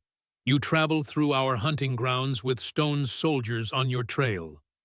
Samuel lowered his rifle slightly, responding in Apache language. "I am Samuel Blackfeather of the Navajo. This is Elena Martinez. We seek justice against Stone for crimes against both our peoples." Running Wolf's expression remained impassive, but a flicker of interest showed in his eyes at Samuel's fluent use of Apache. He replied in the same language. "Stone's name is known to us. 3 of our women were killed last month by his soldiers while gathering medicines. They claimed the women were spies." Samuel nodded grimly. "It is his way to kill innocents and claim military necessity." Running Wolf studied Elena, noting her splinted arm and exhausted state. "The woman is injured. Why does Stone hunt her so fiercely?" "She bears his mark," Samuel said, switching to Spanish out of respect for Elena. "And she knows where evidence is hidden that could destroy him." Running Wolf considered this information, conferring briefly with his companions in low voices. Finally, he addressed them both. "We have watched you since you entered our territory. You fight well, The ambush in the canyon was cleverly executed. "You were there?" Elena asked, surprised. A slight smile touched the Apache's face. "We are always there, though seldom seen, unless we wish to be." "Why show yourselves now?" Samuel asked. "Because you fight our enemy," Running Wolf replied simply. "And because you will not reach your destination without help. The woman's strength fails, and Stone's soldiers are many." Samuel glanced at Elena, seeing the truth of the Apache's assessment in her drawn face. "What help do you offer?" "Safe passage through our territory, a place to rest and heal. Warriors to stand beside you when Stone's men come." Elena straightened, summoning her remaining strength. "Why would you risk yourselves for us?" Running Wolf's eyes hardened. "Stone has taken Apache lives. Apache land. He forces our people to work in his mines until they die. This is not your fight alone." Samuel and Elena exchanged glances, silently weighing the offer. Accepting help meant trusting these warriors with knowledge of their mission and their destination. Refusing meant almost certain capture by Stone's pursuing force. "We accept your help," Samuel decided, "and offer alliance against our common enemy." Running Wolf nodded once, then gestured to his companions. Two warriors disappeared silently into the forest, while another approached Elena offering support, which she reluctantly accepted as her legs threatened to buckle beneath her. "My men will delay the soldiers," Running Wolf explained. "Create false trails, lead them away from your true path. We must move quickly now." They followed the Apache warriors deeper into the forest, traveling along game trails so faint that Samuel, an experienced tracker himself, would have missed them without guidance. The terrain grew increasingly rugged, but their guides moved with such sure-footed confidence that even Elena, despite her exhaustion, found the going easier than their previous path. As night fell, they reached a hidden valley nestled between steep ridges, a natural fortress, accessible only by the narrow trail they had followed. A small encampment occupied the center of the valley, several wickiups, a central fire pit, drying racks for meat and herbs. Women and children emerged from the structures, watching the newcomers with cautious curiosity. An elderly man, his face deeply lined with age and wisdom, approached Running Wolf, speaking rapidly in Apache. "My father, Gray Fox," Running Wolf introduced the elder. "He is concerned about bringing outsiders to our refuge." Gray Fox studied Samuel and Elena with penetrating eyes that seemed to look directly into their souls. When he spoke, his voice was rough with age, but carried unmistakable authority.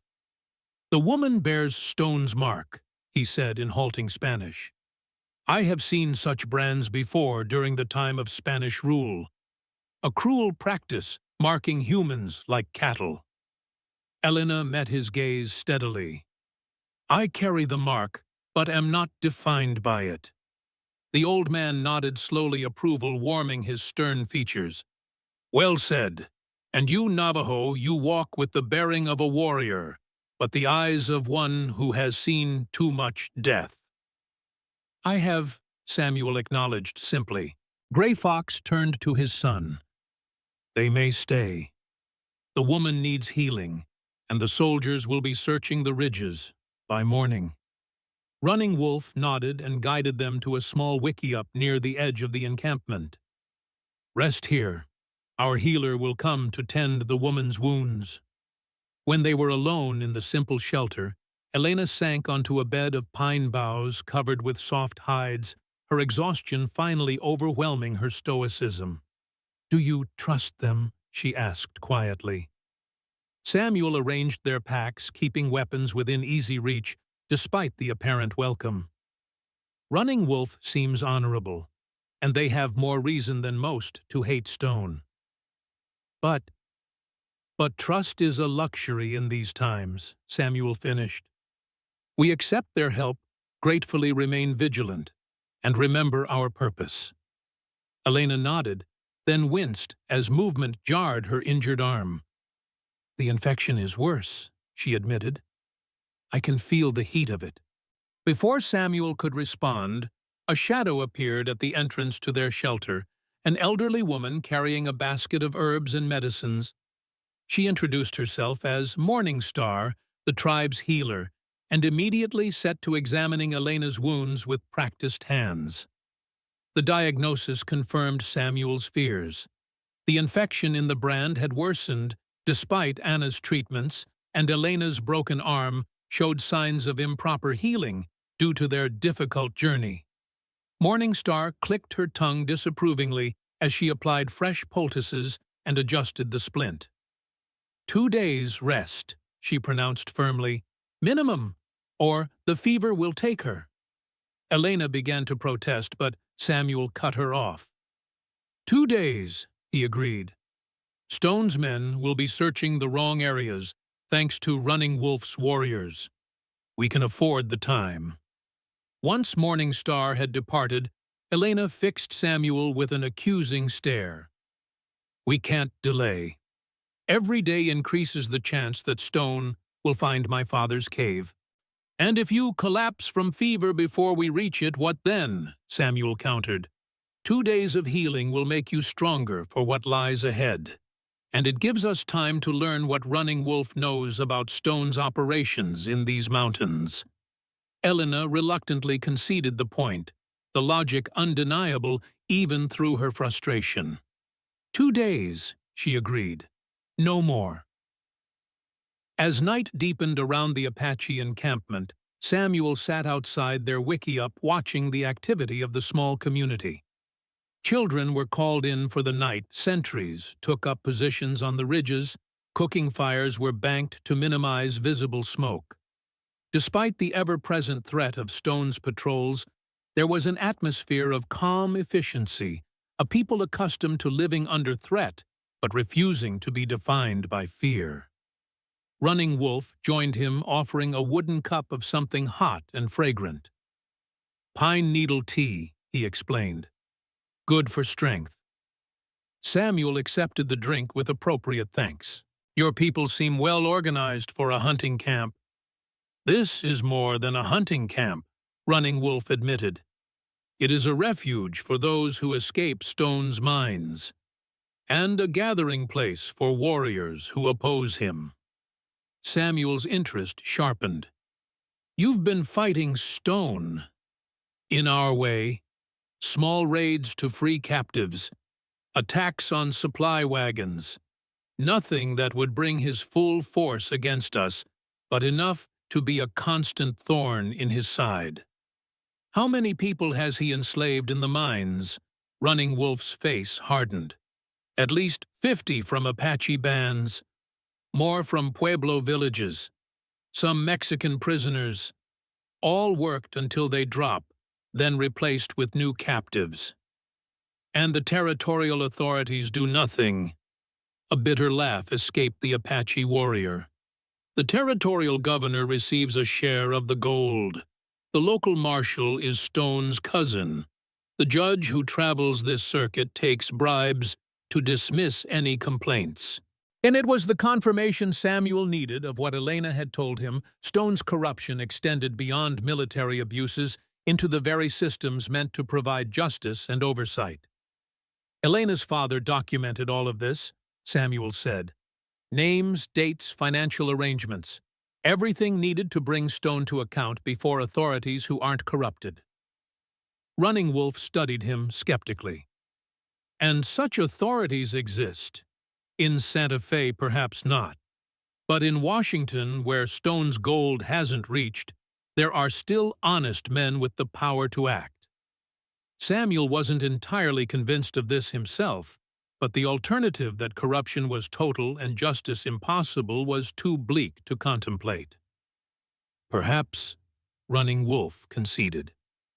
"But reaching Washington is a long journey, and you must first secure these documents. The cave where they're hidden is 3 days' journey from here in the eastern slopes of the Sandia Mountains. Running Wolf nodded. I know the area. It is dangerous close to Stone's main mining operation and heavily patrolled. He paused, considering. When the woman is stronger, I will guide you there myself, and bring warriors to ensure you succeed. Samuel was momentarily speechless at the offer. That puts your people at great risk. We are already at risk, Running Wolf replied simply. Every day, Stone remains in power, more of my people disappear into his mines or die resisting his soldiers. If these documents can truly end his reign, then helping you is worth any risk. As they continued talking into the night, Samuel learned more about Running Wolf, how the Apache leader had lost his wife to a fever spread by American settlers, how his youngest brother had died in one of Stone's mines, how he had gradually built a resistance force among the scattered Apache bands who refused to surrender to reservation life. In turn, Samuel shared his own story, his service during the war, his marriage to Maria, the fire that had taken his family, his years of searching for evidence against Stone. He found himself speaking more openly than he had in years, perhaps because Running Wolf's experiences so closely mirrored his own. When Samuel finally returned to the wiki-up, he found Elena awake. Morning Star's medicines having reduced her fever enough to restore some clarity. You were talking with Running Wolf for a long time, she observed. Samuel settled on his sleeping mat. He has offered to guide us to your father's cave and to bring warriors for protection. Elena's eyes widened. That's unexpected. Stone has made many enemies, Samuel replied. The Apache have suffered greatly under his rule. Can they be trusted? Elena asked, echoing Samuel's earlier caution. I believe so. Running Wolf could have easily captured us or turned us over to Stone for reward. Instead, he's risked his people's safety to help us. Samuel stretched out on his mat body, aching from the day's exertions. Rest now. Morning Star was right. You need healing time before we continue. Elena settled back, her eyes already growing heavy as the healer's medicines took effect. Samuel. Yes, thank you for not abandoning me when I became a burden. Samuel turned to look at her, surprised by the vulnerability in her voice. You are not a burden, Elena. You are the key to everything we're fighting for. A small smile touched her lips as she drifted toward sleep. Not just the key. Not just the daughter with the documents. Me. The simple statement hung in the air between them, a quiet assertion of her identity beyond her usefulness to their mission. Samuel found himself lacking an adequate response, so he simply reached across the space between their sleeping mats and briefly touched her hand. Rest, he said again gently. Tomorrow will bring new challenges. As Elena's breathing deepened into sleep, Samuel remained awake, turning over in his mind the unexpected alliance with Running Wolf's Apache band. It was a significant development, one that improved their chances of reaching the cave and securing the documents. But it also raised the stakes. More lives now depended on their success. More families would suffer if they failed. The weight of that responsibility settled heavily on Samuel's shoulders as he finally drifted into uneasy sleep. The 2 days of enforced rest passed more quickly than Samuel had anticipated. Morning Star's treatments proved remarkably effective, drawing out infection and reducing Elena's fever. By the second day, color had returned to her cheeks, and she moved about the Apache camp with growing strength, making herself useful by helping the women prepare food and medicines. Samuel spent much of his time with Running Wolf, learning about Stone's operations in the mountains and planning their approach to the cave where Don Alejandro's documents were hidden. The Apache leader's knowledge of the terrain was invaluable, identifying patrol routes and blind spots in Stone's security network. On the evening of the second day, the Apache community gathered around the central fire for a meal and council discussion. Samuel and Elena were invited to join, a sign of growing acceptance and trust. The food was simple but nourishing: venison stew, wild greens, flat bread made from ground mesquite beans. As they ate, Gray Fox rose to address the gathering, speaking first in Apache, then switching to Spanish for the benefit of their guests. "Tomorrow, my son leads warriors to help these strangers against our common enemy," the elder began. "This is not a decision made lightly.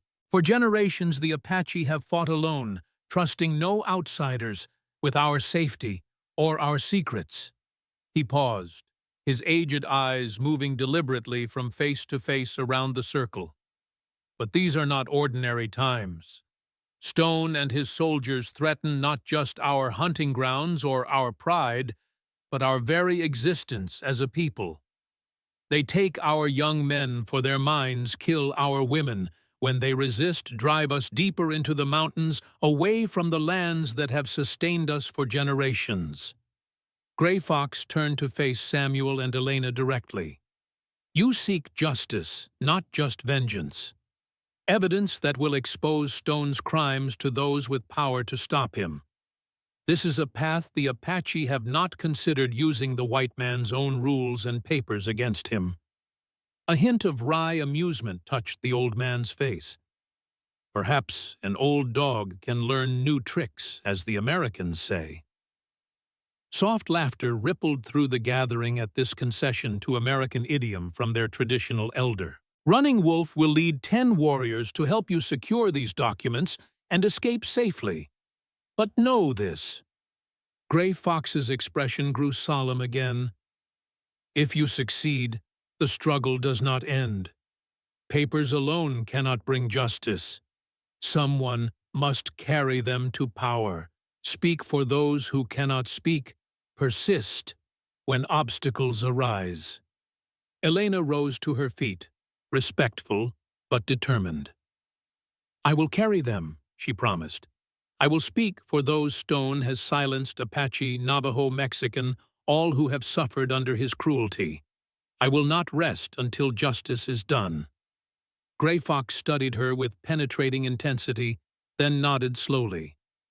"I believe you, daughter of Alejandro Martinez. Your father was known to us a fair man who traded honestly and respected our boundaries. His blood runs strong in you." The meeting continued, discussing practical matters of the journey ahead. Supplies needed, routes to be taken, signals to be used.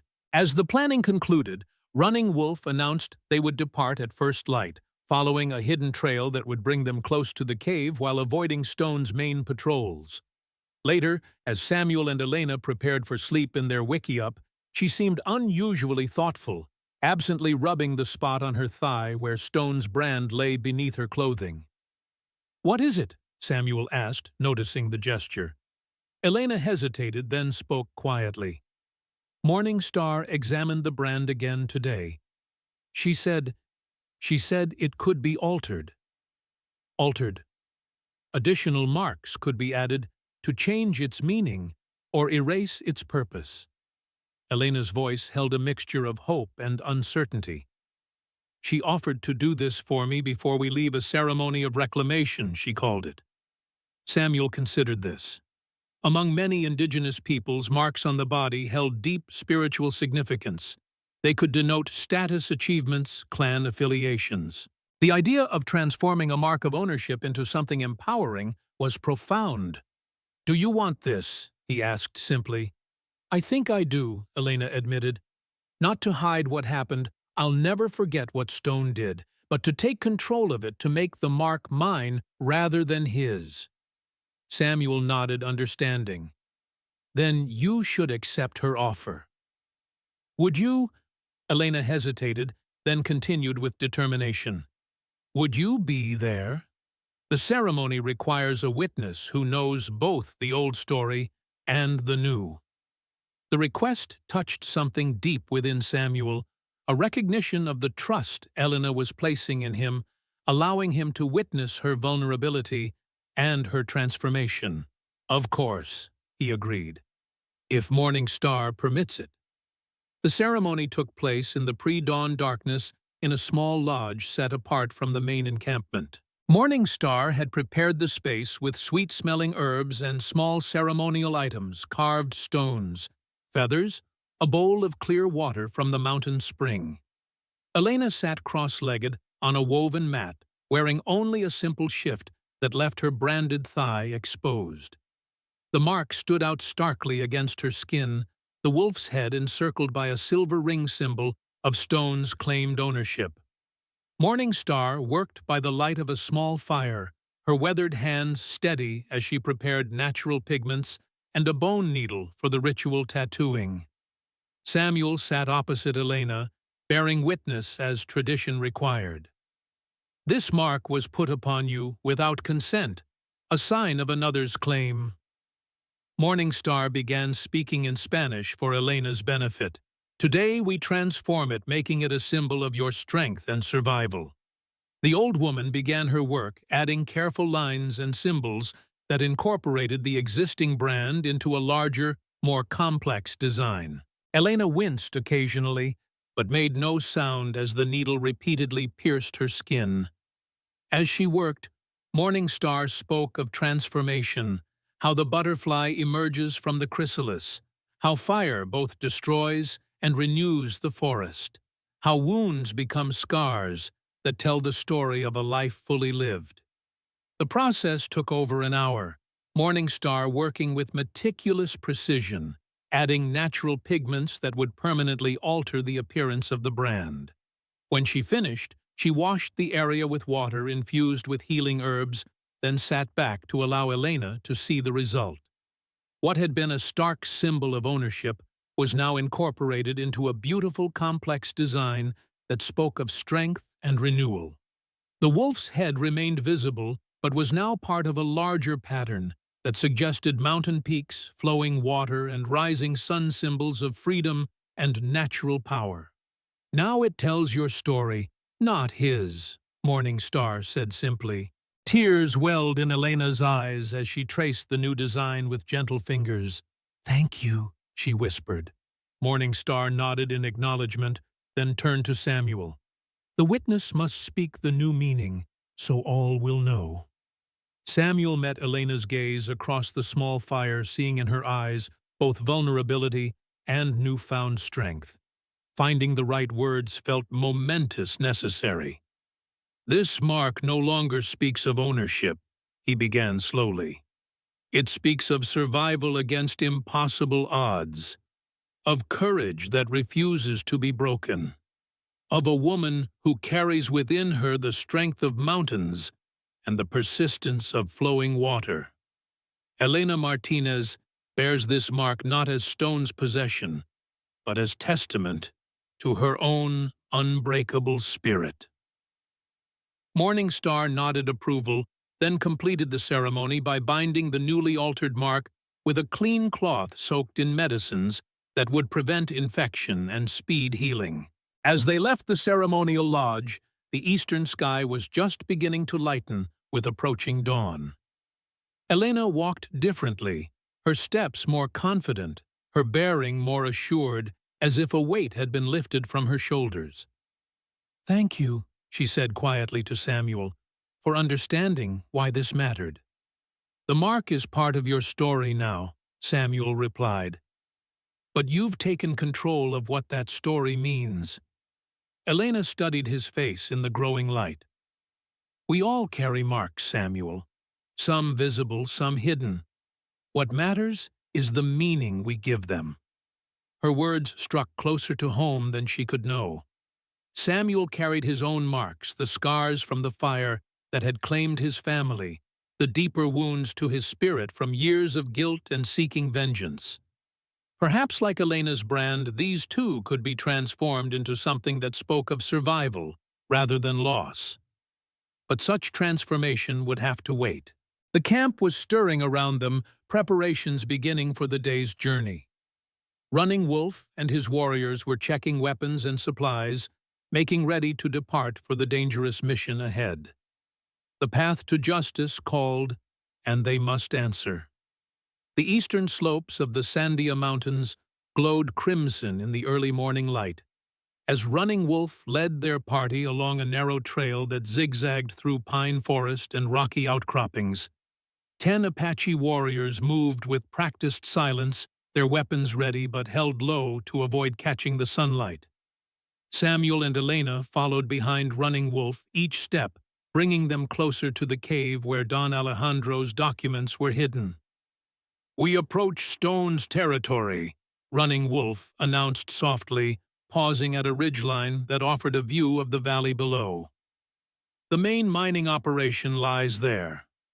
Samuel and Elena joined him at the vantage point. What they saw sent a chill through their veins. What had once been a peaceful valley now resembled an open wound in the earth. A massive pit had been carved into the mountainside, the forest cleared for hundreds of yards in every direction. Wooden structures surrounded the mine entrance guard posts, barracks for soldiers, crude shelters for workers. Men moved about like ants, some carrying picks and shovels, others standing watch with rifles. "How many prisoners?" Samuel asked, studying the operation through his spyglass. 40, perhaps 50, Running Wolf replied. "They work in shifts day and night. When they die from exhaustion or accidents, Stone's men raid villages for replacements." Elena's hand clenched into a fist at her side. "My father documented all of this. Names of captives, villages, raided gold shipments, sent east, everything." "The cave is approximately 2 miles beyond the mine," Running Wolf continued, pointing to a distant ridge, "near the ruins of the old Spanish mission. But we cannot approach directly. There are patrols throughout this area." "How do we proceed?" Samuel asked. Running Wolf indicated a densely forested ravine that curved around the eastern edge of the mining operation. "Through there. It will take longer, but offers concealment. My scouts report the patrols follow predictable routes with gaps we can exploit." They descended from the ridgeline into the ravine, moving carefully through undergrowth still wet with morning dew. The sound of the mining operation hammers striking stone men shouting orders, the occasional crack of a whip grew louder as they skirted its perimeter. Elena moved close to Samuel, her voice barely above a whisper. "I want to see it closer. I need to witness what my father documented." Samuel understood her need but shook his head. "Too dangerous. One sighting, one misstep, and all is lost." "Samuel," her voice held an edge of steel. "If I'm to speak for these people, I must see their suffering with my own eyes. Otherwise, I'm just reciting words from paper." Running Wolf, overhearing their exchange, paused and turned to face them. "The woman speaks wisdom," he said unexpectedly. "Words without witnessing lack power. There is a place ahead, a ledge overlooking the main pit. We can reach it, unseen." Samuel wanted to protest, to insist on the quickest route to the cave, but something in Elena's expression stopped him. This was important to her not just as evidence against Stone, but as a personal commitment to those who suffered under his reign. "Briefly," Samuel conceded.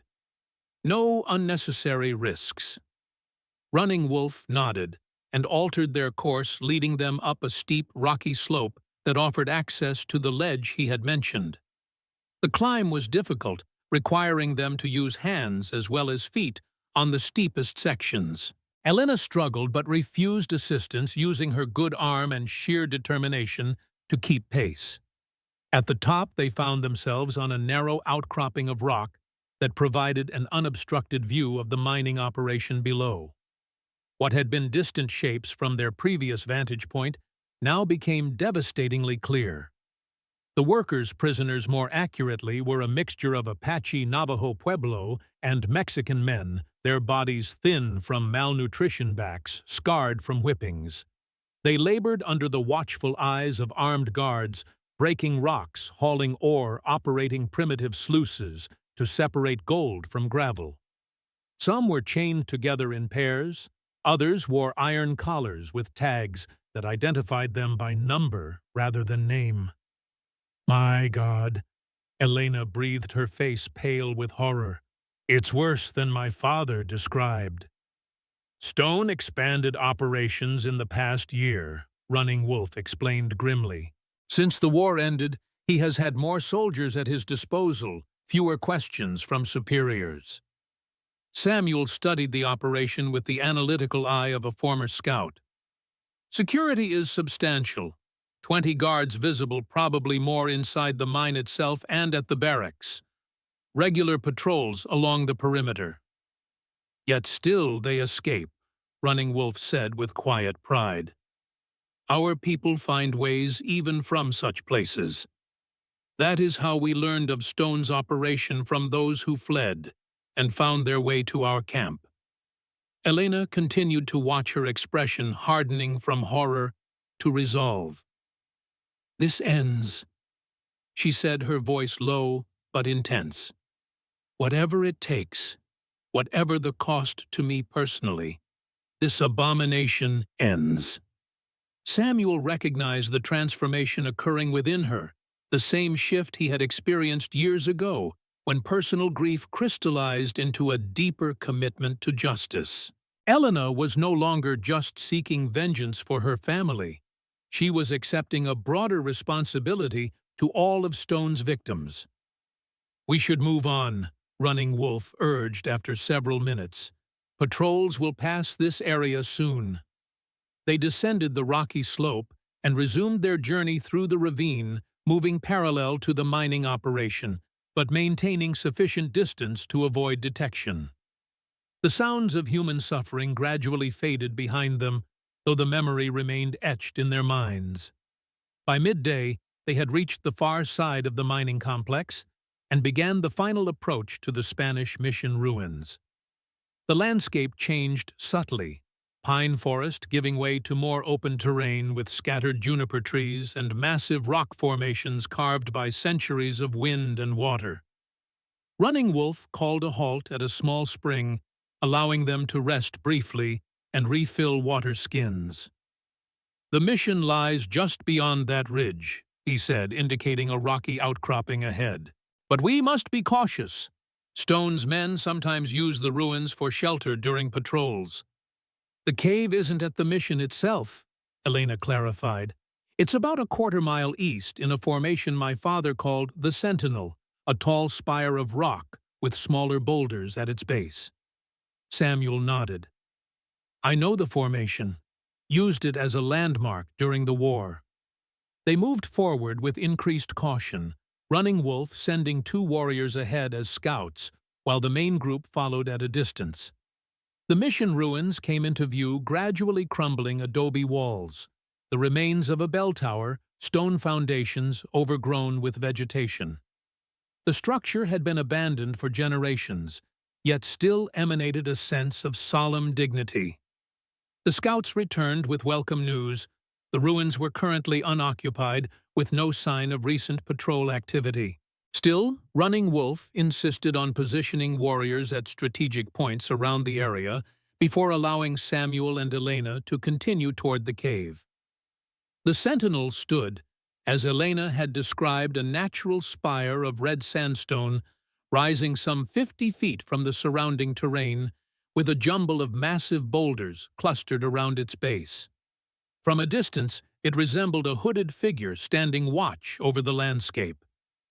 There, Elena said, pointing to a narrow crevice between 2 of the largest boulders. That's the entrance my father showed me.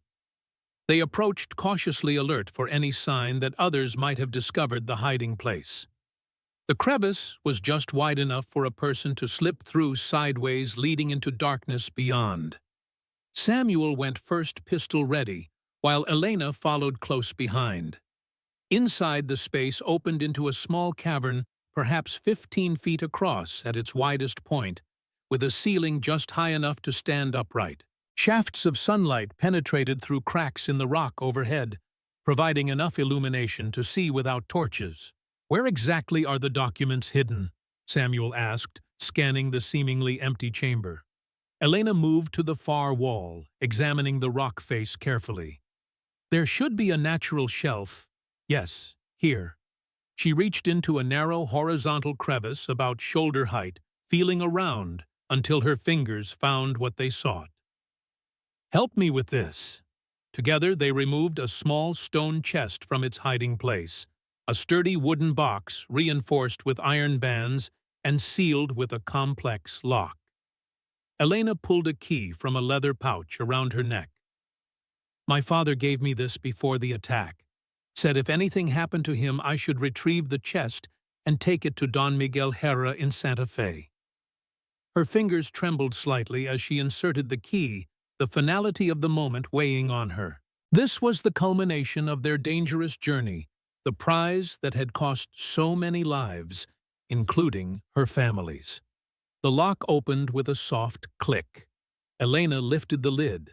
Inside, protected by layers of oiled cloth, lay several leather-bound journals, bundles of letters tied with string official-looking documents bearing government seals and, most surprisingly, a small leather pouch containing what appeared to be gold dust and several uncut gemstones. "My father's evidence," Elena said, her voice hushed with reverence. "Years of careful documentation, names, dates, financial transactions, everything needed to prove Stone's crimes." Samuel picked up one of the journals, opening it carefully. The pages were filled with neat handwriting entries dated and organized chronologically. Don Alejandro had been methodical in his record-keeping, noting each incident with precise details, witnesses' locations, casualties, financial implications. "This is more comprehensive than I expected," Samuel said, leafing through the journal. "Your father wasn't just documenting Stone's crimes against your family or local communities. He was tracking a pattern of corruption that extends into the highest levels of territorial government." Elena nodded, examining another volume. "He believed Stone wasn't acting alone, that he was part of a network of officials and businessmen using the chaos of the war and its aftermath to seize land resources and power." As they continued examining the contents of the chest, Samuel came across a separate packet of letters bound with black ribbon. Opening it, he found correspondence addressed to Maria Blackfeather, his wife. His hands stilled shock, rendering him momentarily speechless. "What is it?" Elena asked, noticing his reaction. "Letters to my wife," Samuel said, his voice rough with emotion. "From your father." Elena moved to his side, equally surprised. "I didn't know they corresponded." Samuel read quickly, his expression growing more intense with each page. "They were working together," he said finally. "Maria was providing information about military movements, identifying corrupt officers. Your father was compiling it into his larger investigation. Then Maria's death wasn't just about her helping slaves escape," Samuel finished. "Stone must have discovered she was gathering evidence against him specifically." He looked up, meeting Elena's eyes. "Our tragedies are more connected than we realized." The discovery created a moment of profound connection between them, a recognition that their paths had been destined to cross long before they met in that desert arroyo. Their families had fought the same battle, paid similar prices for their courage. Elena reached out, touching Samuel's hand, where it rested on the letters. "Now we continue their work. Together." Samuel nodded carefully, returning the letters to their packet. "We should—" His words were cut short by a low whistle from outside the cave. Running wolves signaled that someone was approaching. They quickly repacked the chest, securing its precious contents. "Leave it," Samuel decided reluctantly. "We can't risk being caught with it now. We'll return when it's safe." Elena hesitated, clearly torn about abandoning the documents after coming so far to retrieve them. But the urgency of Running Wolf's signal convinced her. They concealed the chest in its hiding place and moved toward the cave entrance. Before they could exit, gunfire erupted outside sharp cracks of rifle shots, followed by the distinctive reports of Apache weapons. Stone's men had found them. They emerged from the cave into chaos. A patrol of Stone's soldiers, at least a dozen men, had surrounded the area and engaged Running Wolf's warriors in fierce combat. Gunfire echoed off the rock formations, interspersed with war cries and shouts of command. Samuel pulled Elena behind a large boulder, assessing the situation. The Apache were fighting with characteristic skill, using the terrain to their advantage, but the soldiers had superior numbers and firepower. "We need to reach Running Wolf," Samuel said, checking his rifle.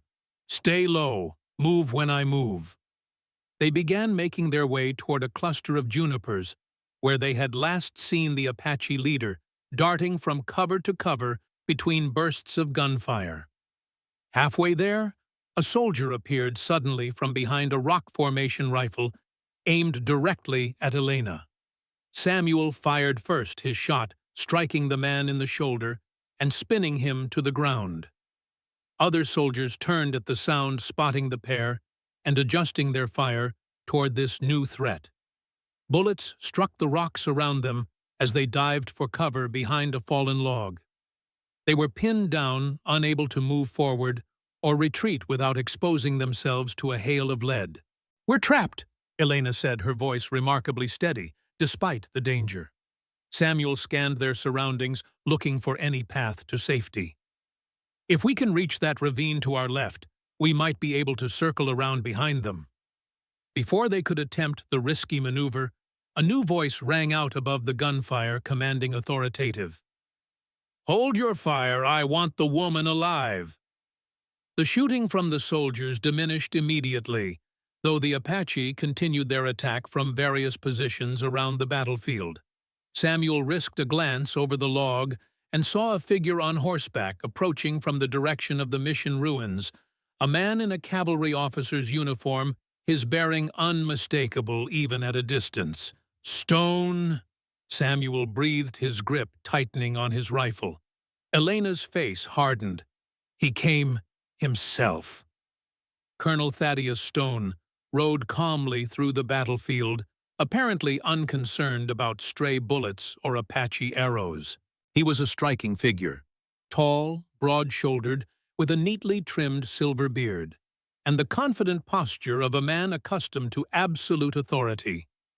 His uniform bore the insignia of his rank and unit, the silver wolves whose symbol Elena had carried, branded into her flesh.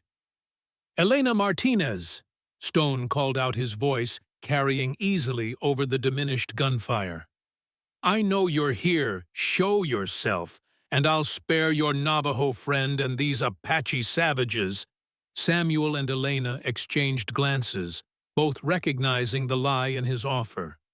"Keep him talking," Samuel whispered. "I need to reach Running Wolf." Elena nodded, then, before Samuel could stop her, she stood up from behind the log, hands raised. "I'm here, Colonel Stone," she called, her voice unwavering. Stone's face broke into a cold smile. "There you are, my dear. You've led me on quite a chase." Samuel remained hidden, watching in horrified admiration as Elena deliberately drew Stone's attention to herself. The colonel gestured, and his men held their positions, rifles trained on Elena but not firing. "Come to me now," Stone ordered, "and this unpleasantness can end." "Why?" Elena asked, her voice carrying clearly. "So you can finish what you started at my father's ranch. Kill me like you killed my family." Stone chuckled, the sound devoid of genuine humor. "If I had wanted you dead, my dear, you would be. No, you are far too valuable. Your father's land, his connections in Mexico, his trading routes, all now rightfully yours, and by extension, mine." While Stone's attention was fixed on Elena, Samuel began moving carefully along the edge of the battlefield, using rocks and vegetation for cover, as he worked his way toward Running Wolf's position. Elena kept Stone talking. "Is that what this is about? Land and money? Was it worth massacring my entire family?" "Your father was a fool," Stone replied dismissively. "He had opportunities to partner with me, to share in the prosperity I'm building in this territory. Instead, he chose to stand in my way to gather so-called evidence against me." His voice hardened. "No one threatens my vision for this land."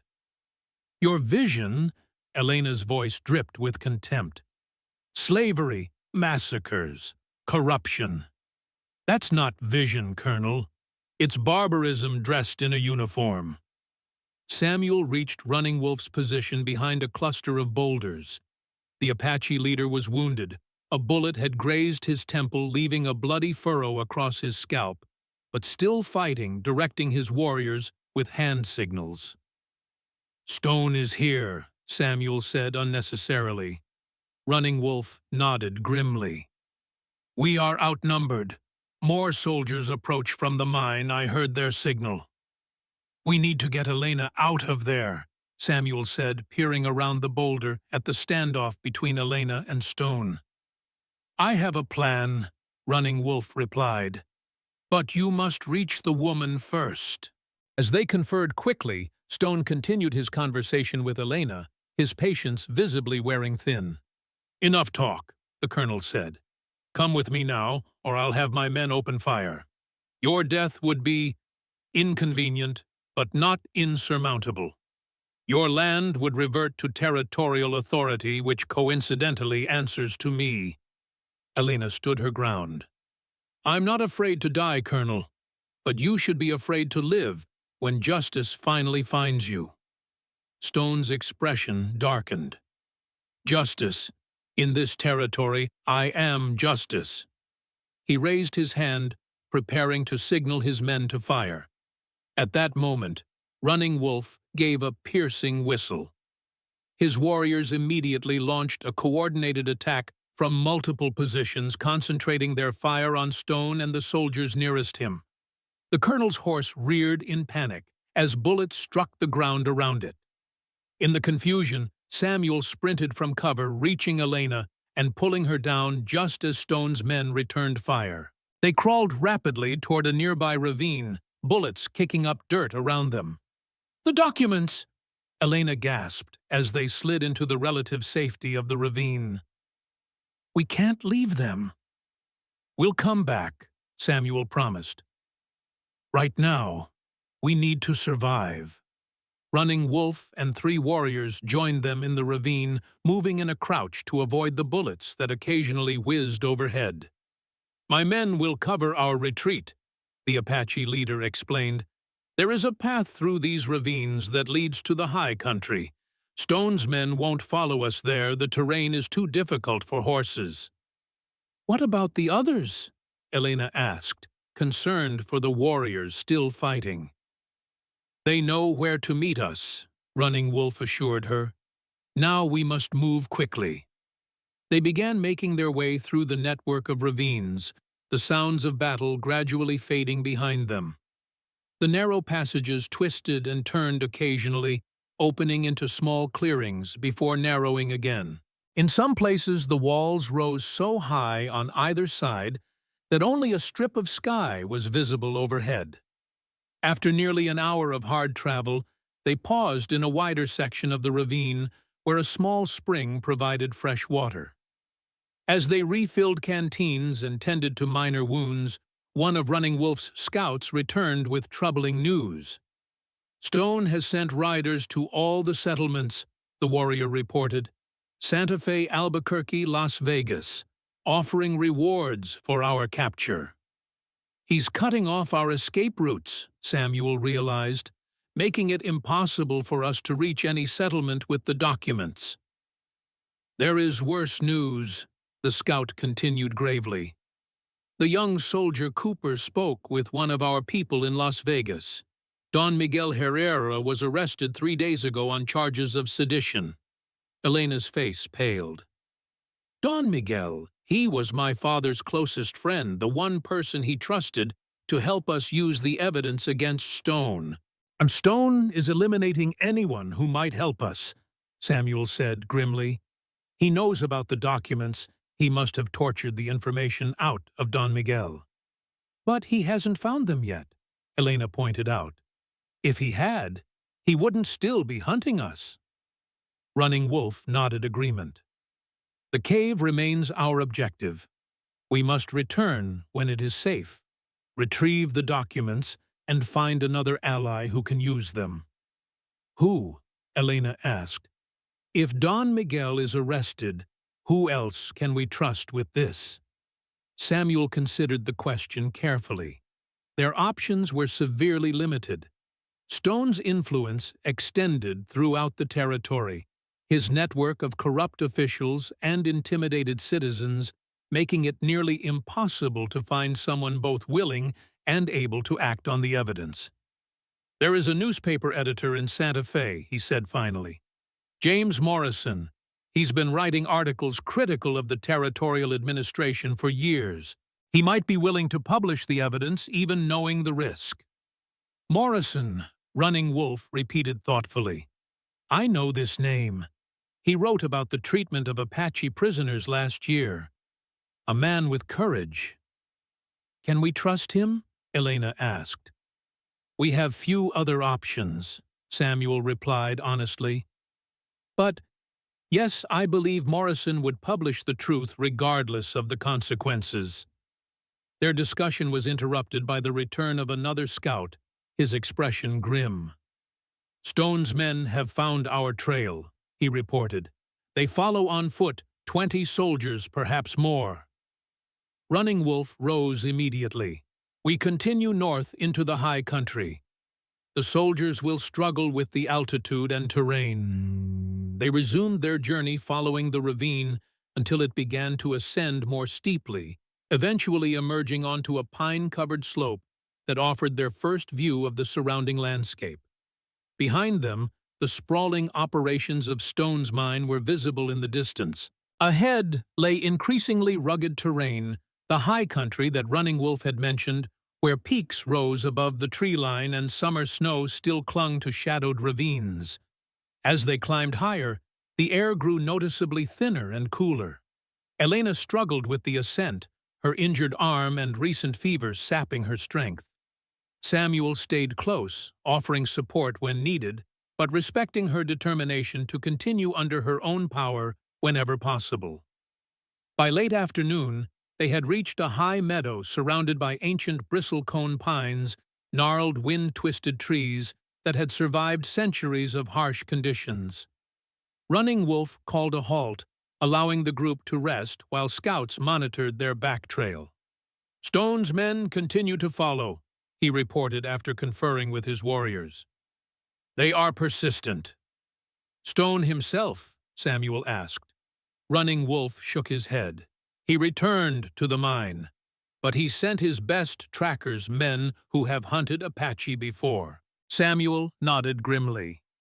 These would be Stone's elite troops, men selected for their stamina and tracking skills. Even the difficult terrain might not discourage such determined pursuers. Elena sat beside him, her face drawn with exhaustion but her eyes still burning with resolve. How long can we keep running? She asked quietly. Eventually we'll run out of mountains. We're not just running, Samuel reminded her. We're drawing them away from the cave, giving us an opportunity to circle back when they're overextended. And then what? We get the documents, try to reach Santa Fe. Hope this newspaper editor is brave enough to help us. Elena's voice held an edge of frustration. Even if Morrison publishes everything, will it be enough to bring Stone down? He controls judges, marshals, territorial officials. Samuel had no easy answer. The questions Elena raised had haunted him for years during his own quest for justice.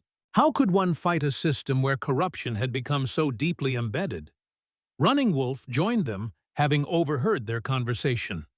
The woman asks important questions, he acknowledged. Paper and words alone may not defeat Stone. What's the alternative? Samuel asked. Direct confrontation would be suicide. Stone commands too many men, has too many resources. The Apache leader was silent for a moment, his dark eyes thoughtful. "There is another possibility," he said finally. "One your wife was exploring before her death." Samuel stared at him, shocked. "You knew Maria?" Running Wolf nodded. "She came to our camp several times, speaking with elders, recording our stories of Stone's crimes. She believed that to defeat Stone, one must expose not just his individual acts, but the entire network that supports him." "That's what Don Alejandro's documents do," Elena interjected. "They map the entire corruption network, who takes bribes, who provides political protection, who profits from the gold and land theft." "Yes," Running Wolf agreed. "But Maria spoke of more than just exposure. She believed there were honest officials in Washington who would act if given proof.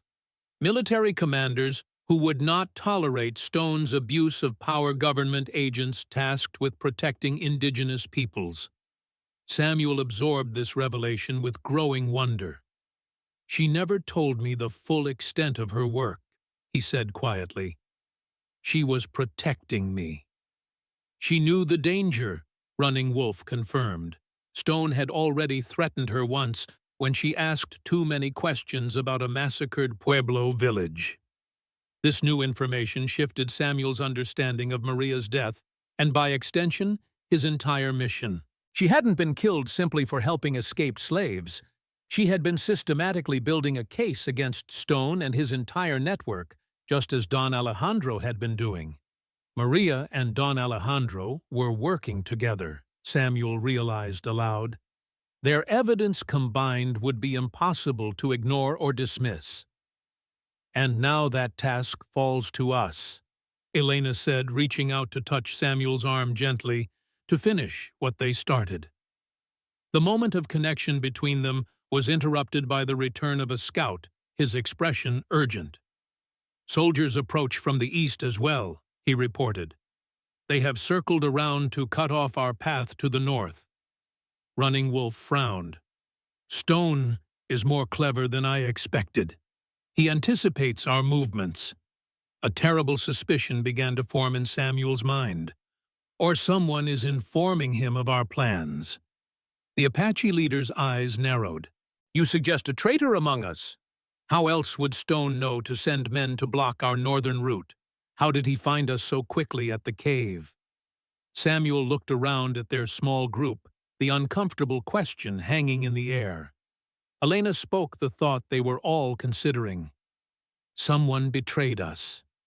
Suspicion cast a pall over the group as they hastily changed direction, abandoning the northern route and instead heading west along a narrow ridge that offered their only remaining escape path. The question of who might have betrayed them remained unspoken, but dominated everyone's thoughts. Running Wolf sent his most trusted warrior ahead to scout, while the rest of the group moved in tense silence, each person watching the others with newfound wariness. The afternoon sun cast long shadows across the rocky terrain, creating natural hiding places that seemed to harbor potential threats. They reached a sheltered hollow as darkness began to fall, a depression in the mountainside protected on three sides by steep rock walls and screened from view by a stand of aspens. Running Wolf ordered a cold camp, no fire, minimal movement, constant watches. As the group settled in for an uncomfortable night, Samuel drew Elena aside, speaking in a whisper. "We need to consider our options," he said. "If there is a traitor, we can't trust anyone fully." Elena nodded, her expression troubled. "But who Running Wolf has fought Stone for years? His warriors have lost family to the mines. What would make any of them turn against their own people? Fear, money, threats against loved ones," Samuel listed grimly.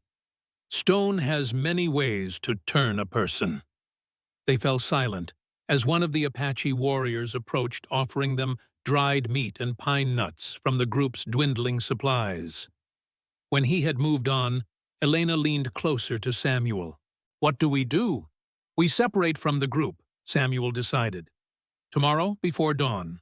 Just the two of us returning to the cave for the documents, while Stone's men are focused on tracking the larger party." "Running Wolf won't like that plan." "Which is why we don't tell him in advance," Samuel replied. "Better to ask forgiveness than permission." Elena considered this, then nodded reluctantly. "It feels wrong to doubt him after all he's done to help us." "We're not just protecting ourselves," Samuel reminded her. "Those documents represent justice for hundreds of people. Apache, Navajo, Mexican American. We can't risk losing them no matter what." They finalized their plan in whispers, agreeing to slip away during the darkest hours before dawn, when even the watchful eyes of their Apache companions might miss their departure. Both recognized the dangers of traveling alone through terrain patrolled by Stone's soldiers, but the alternative, remaining with a group that might include a traitor, seemed more dangerous still. Sleep came fitfully that night, interrupted by the sounds of the mountain wilderness and the weight of their impending decision. Samuel woke Elena with a gentle touch on her shoulder when the time came, the night at its darkest point, stars wheeling overhead in a cloudless sky. They gathered only essential supplies, water, some food, weapons, and ammunition, leaving their heavier gear behind to enable faster travel. Samuel left a note explaining their decision written on a scrap of paper tucked under a stone where Running Wolf would find it after they'd gone. They slipped away from the camp like shadows, using all the stealth skills Samuel had learned during his years as a scout. The descent from their mountain position was treacherous in the darkness, requiring them to move slowly and test each foothold before committing their weight. By the time false dawn began to lighten the eastern sky, they had put several miles between themselves and the Apache camp, following a route that would eventually circle back toward the cave, where Don Alejandro's documents remained hidden. "Do you think Running Wolf will follow us?" Elena asked, as they paused to rest and check their bearings. "Probably," Samuel admitted.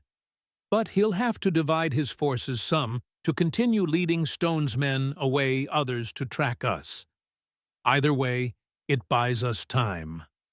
They continued through the morning, using every natural feature of the landscape for concealment as they worked their way around the eastern edge of Stone's territory. The journey was arduous, climbing steep slopes, fording icy streams, pushing through dense underbrush, but they maintained a steady pace driven by urgency and shared purpose. By midday, they had reached a vantage point that offered a view of their destination. The Sentinel Rock Formation was visible in the distance, perhaps 3 miles away across broken terrain. More concerning were the signs of activity around it, men on horseback patrolling the area, a small encampment established near the mission ruins. "Stone has left guards," Samuel observed through his spyglass. "He suspects we'll return for the documents." Elena studied the scene, her expression determined. "How many?" "I count 8 men, possibly more, inside the ruins. Too many for a direct approach." "So we wait for nightfall," Samuel nodded, "and hope for a distraction." They found a sheltered position among massive boulders that had tumbled down the mountainside in some ancient landslide. The natural cave formed by the largest rocks provided both concealment and protection from the midday sun. As they shared their meager rations, Elena suddenly looked up, and a new thought occurring to her. "Samuel, what if the traitor isn't among Running Wolf's warriors? What if it's someone from Miguel and Anna's farm, or even in the Apache camp?"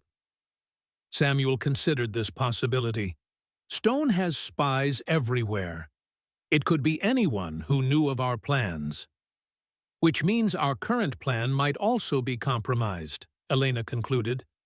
"If someone observed us leaving the Apache camp, if they guessed our destination, Stone could be waiting for us at the cave," Samuel finished grimly. "A trap rather than just guards. The realization cast their situation in an even more dangerous light. Every step forward might be leading them exactly where Stone wanted them to go. "We need more information before we move," Samuel decided. "I'll get closer to their camp, see if I can learn anything useful." Elena immediately shook her head. "No, we stay together." "Elena, no," she repeated firmly. "Separating is exactly what Stone would want. Together, we're stronger. Isn't that what you told me when I was injured and suggested you go on without me?" Samuel couldn't argue with his own logic being turned against him. "All right, together, but we approach with extreme caution." They waited until late afternoon before beginning their careful advance toward the guarded area. Moving from cover to cover, they gradually closed the distance, stopping frequently to observe the soldiers' patrol patterns. What they discovered was troubling. The guards were not simply watching the cave, they were actively searching the area methodically, examining every crevice and potential hiding place in an expanding perimeter around the sentinel. "They're looking for the documents," Elena whispered as they watched from behind a cluster of junipers. "Stone knows they're here somewhere, but not exactly where."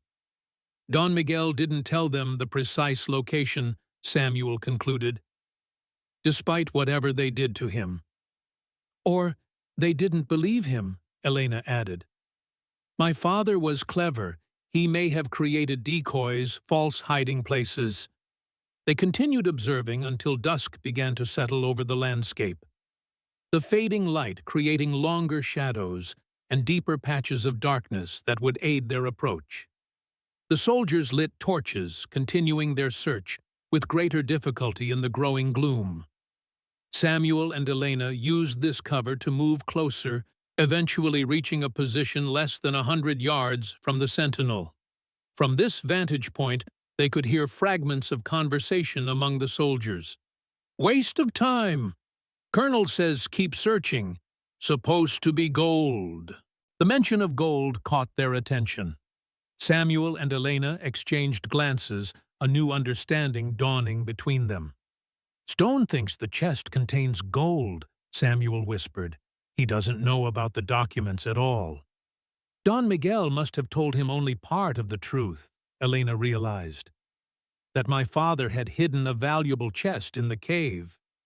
Stone assumed it was gold or jewels. This revelation changed their tactical situation significantly.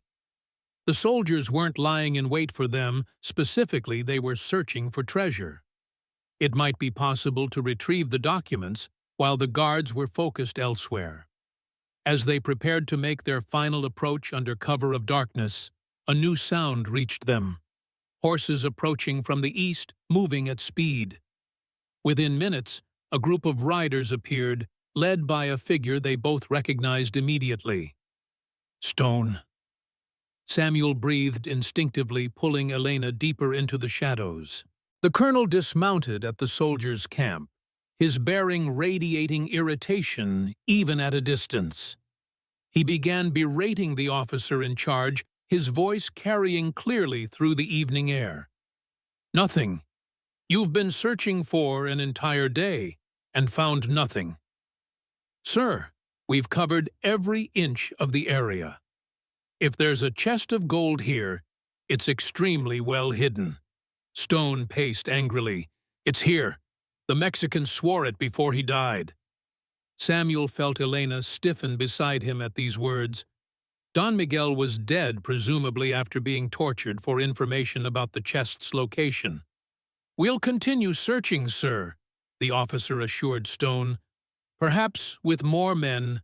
"No," Stone cut him off. "I need every available soldier tracking the Apache party. They're still our best lead to the Martinez woman and her Navajo friend." He gestured toward the sentinel. "Post 4 men here permanently. If anyone approaches, capture them alive. I want to know exactly where that gold is hidden." Stone's words confirmed what they had suspected.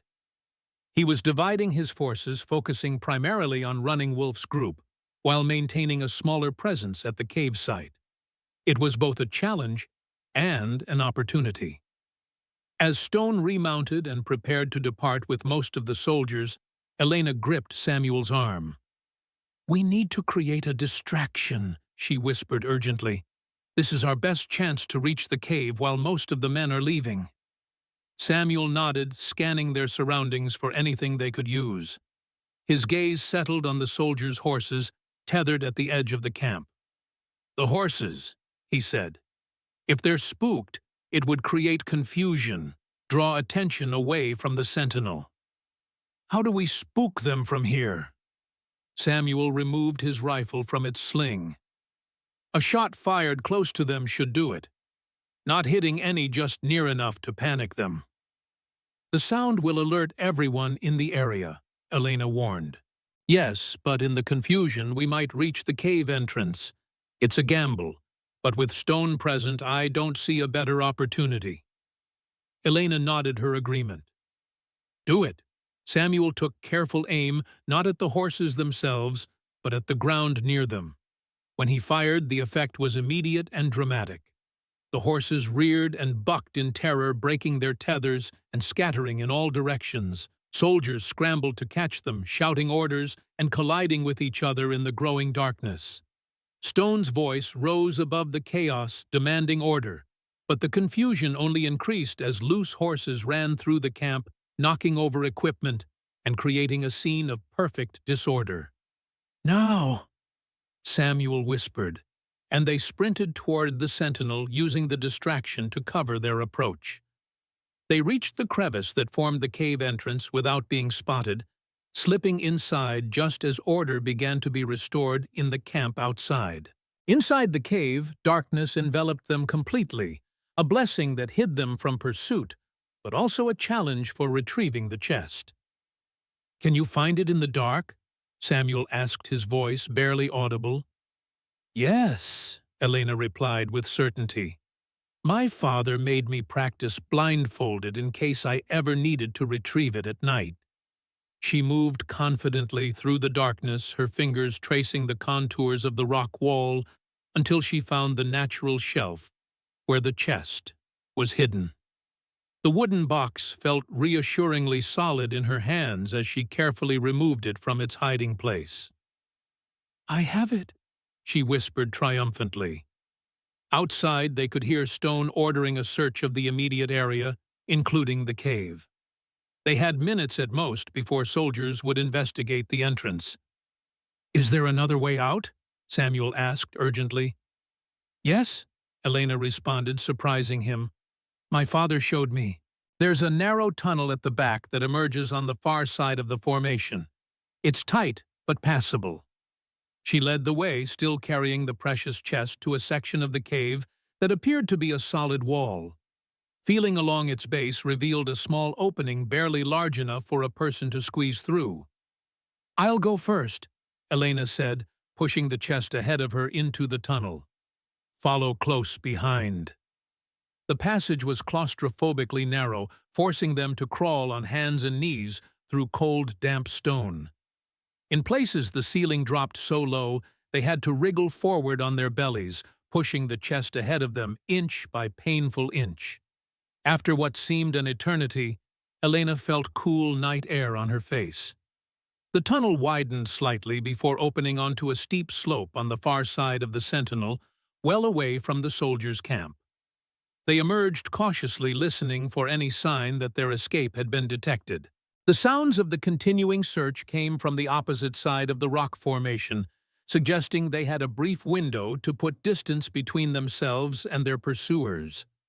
Moving as quietly as possible, they descended the slope and entered a dense stand of pinon pines that offered concealment as they continued their retreat.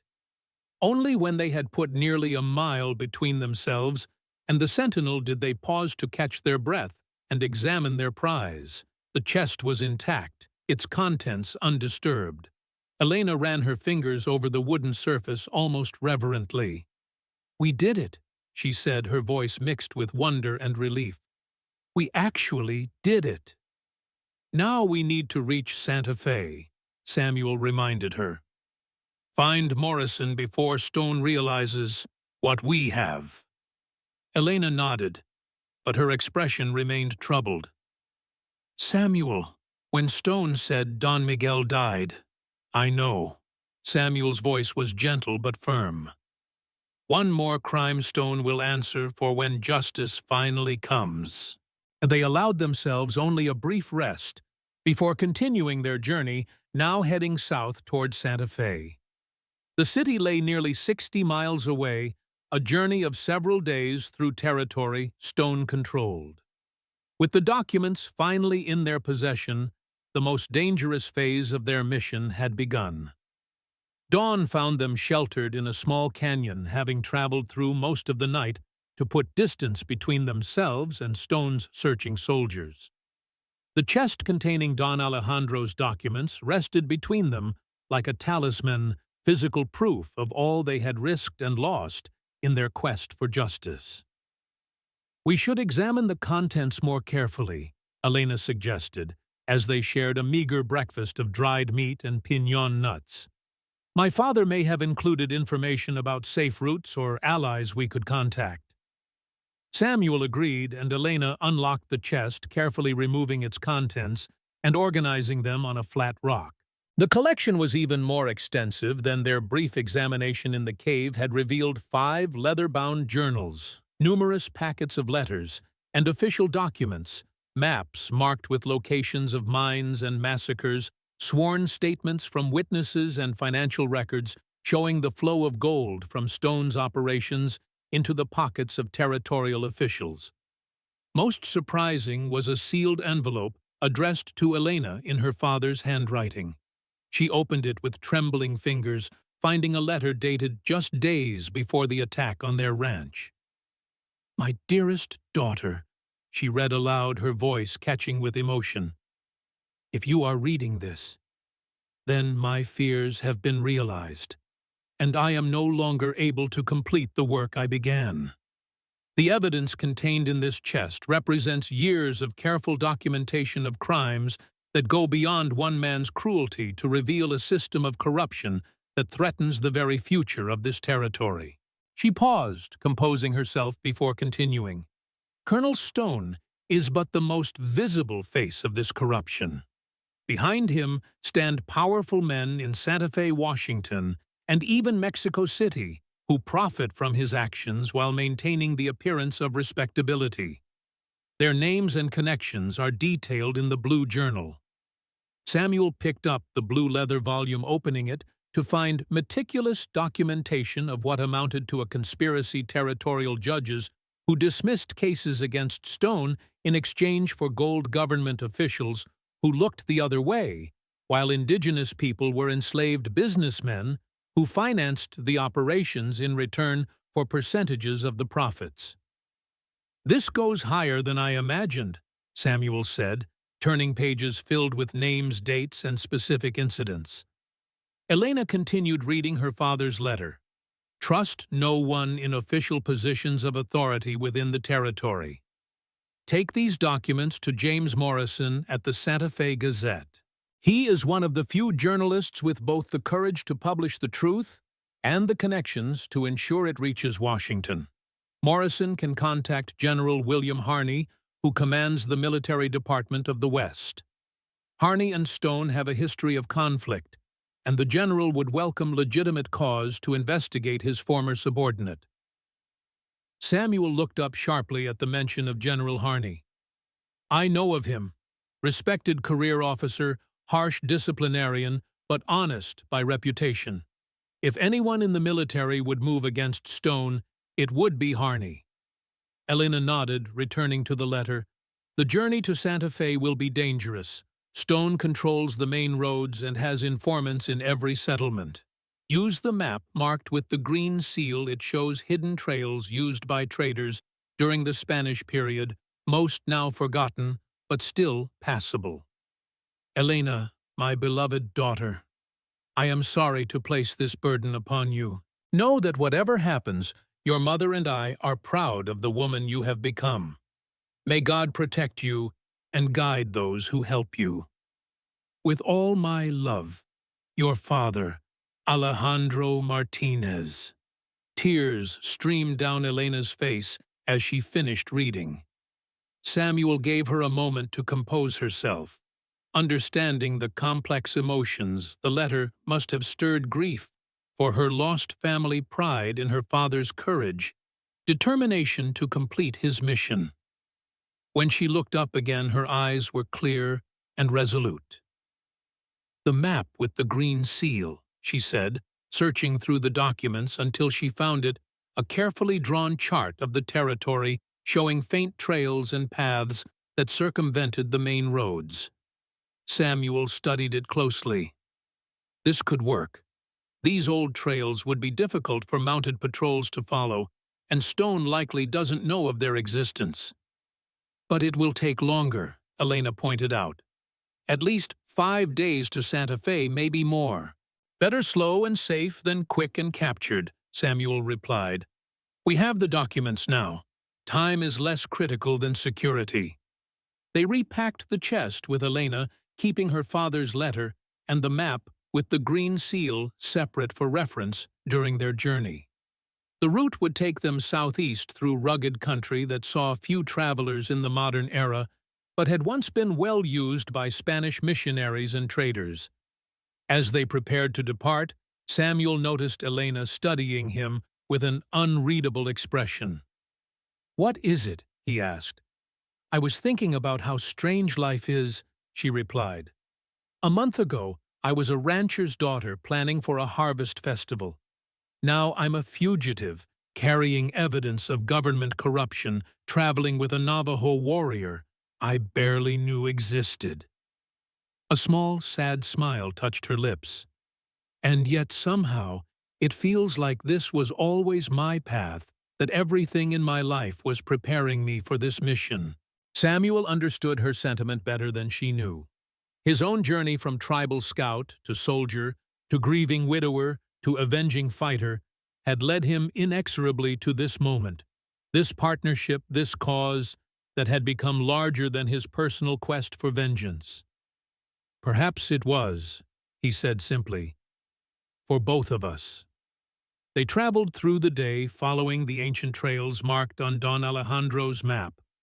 The paths were faint in many places, visible only to the experienced eye, but they provided a route that avoided settlements and major roads, where Stone's influence was strongest.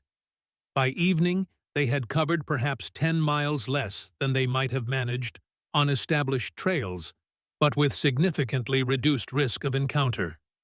They made camp in a small grove of cottonwoods beside a spring, allowing themselves the luxury of a small, well-shielded fire.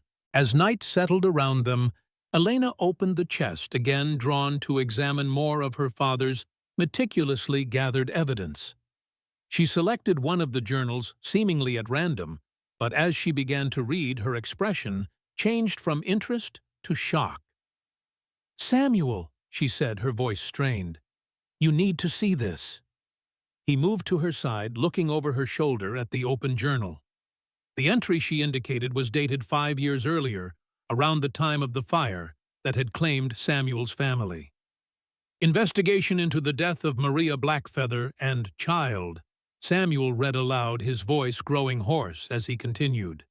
"Sources within Stone's command confirm that the fire was deliberately set on his orders after Maria was observed documenting the condition of Apache prisoners at Fort Defiance. Stone's aide, Lieutenant James Cooper, led the party that executed the action, believing they were eliminating all witnesses." Samuel's hands trembled as he took the journal from Elena. "Cooper," he whispered. "The same officer leading the patrol that found us at Miguel and Anna's farm." "There's more," Elena said gently. Samuel forced himself to continue reading Survivor. Samuel Blackfeather, husband, absent during attack. Stone believes him ignorant of Maria's activities and therefore not a threat. Recommendation: monitor Blackfeather for signs of suspicion or investigation. Eliminate if necessary. The clinical documentation of his family's murder hit Samuel like a physical blow.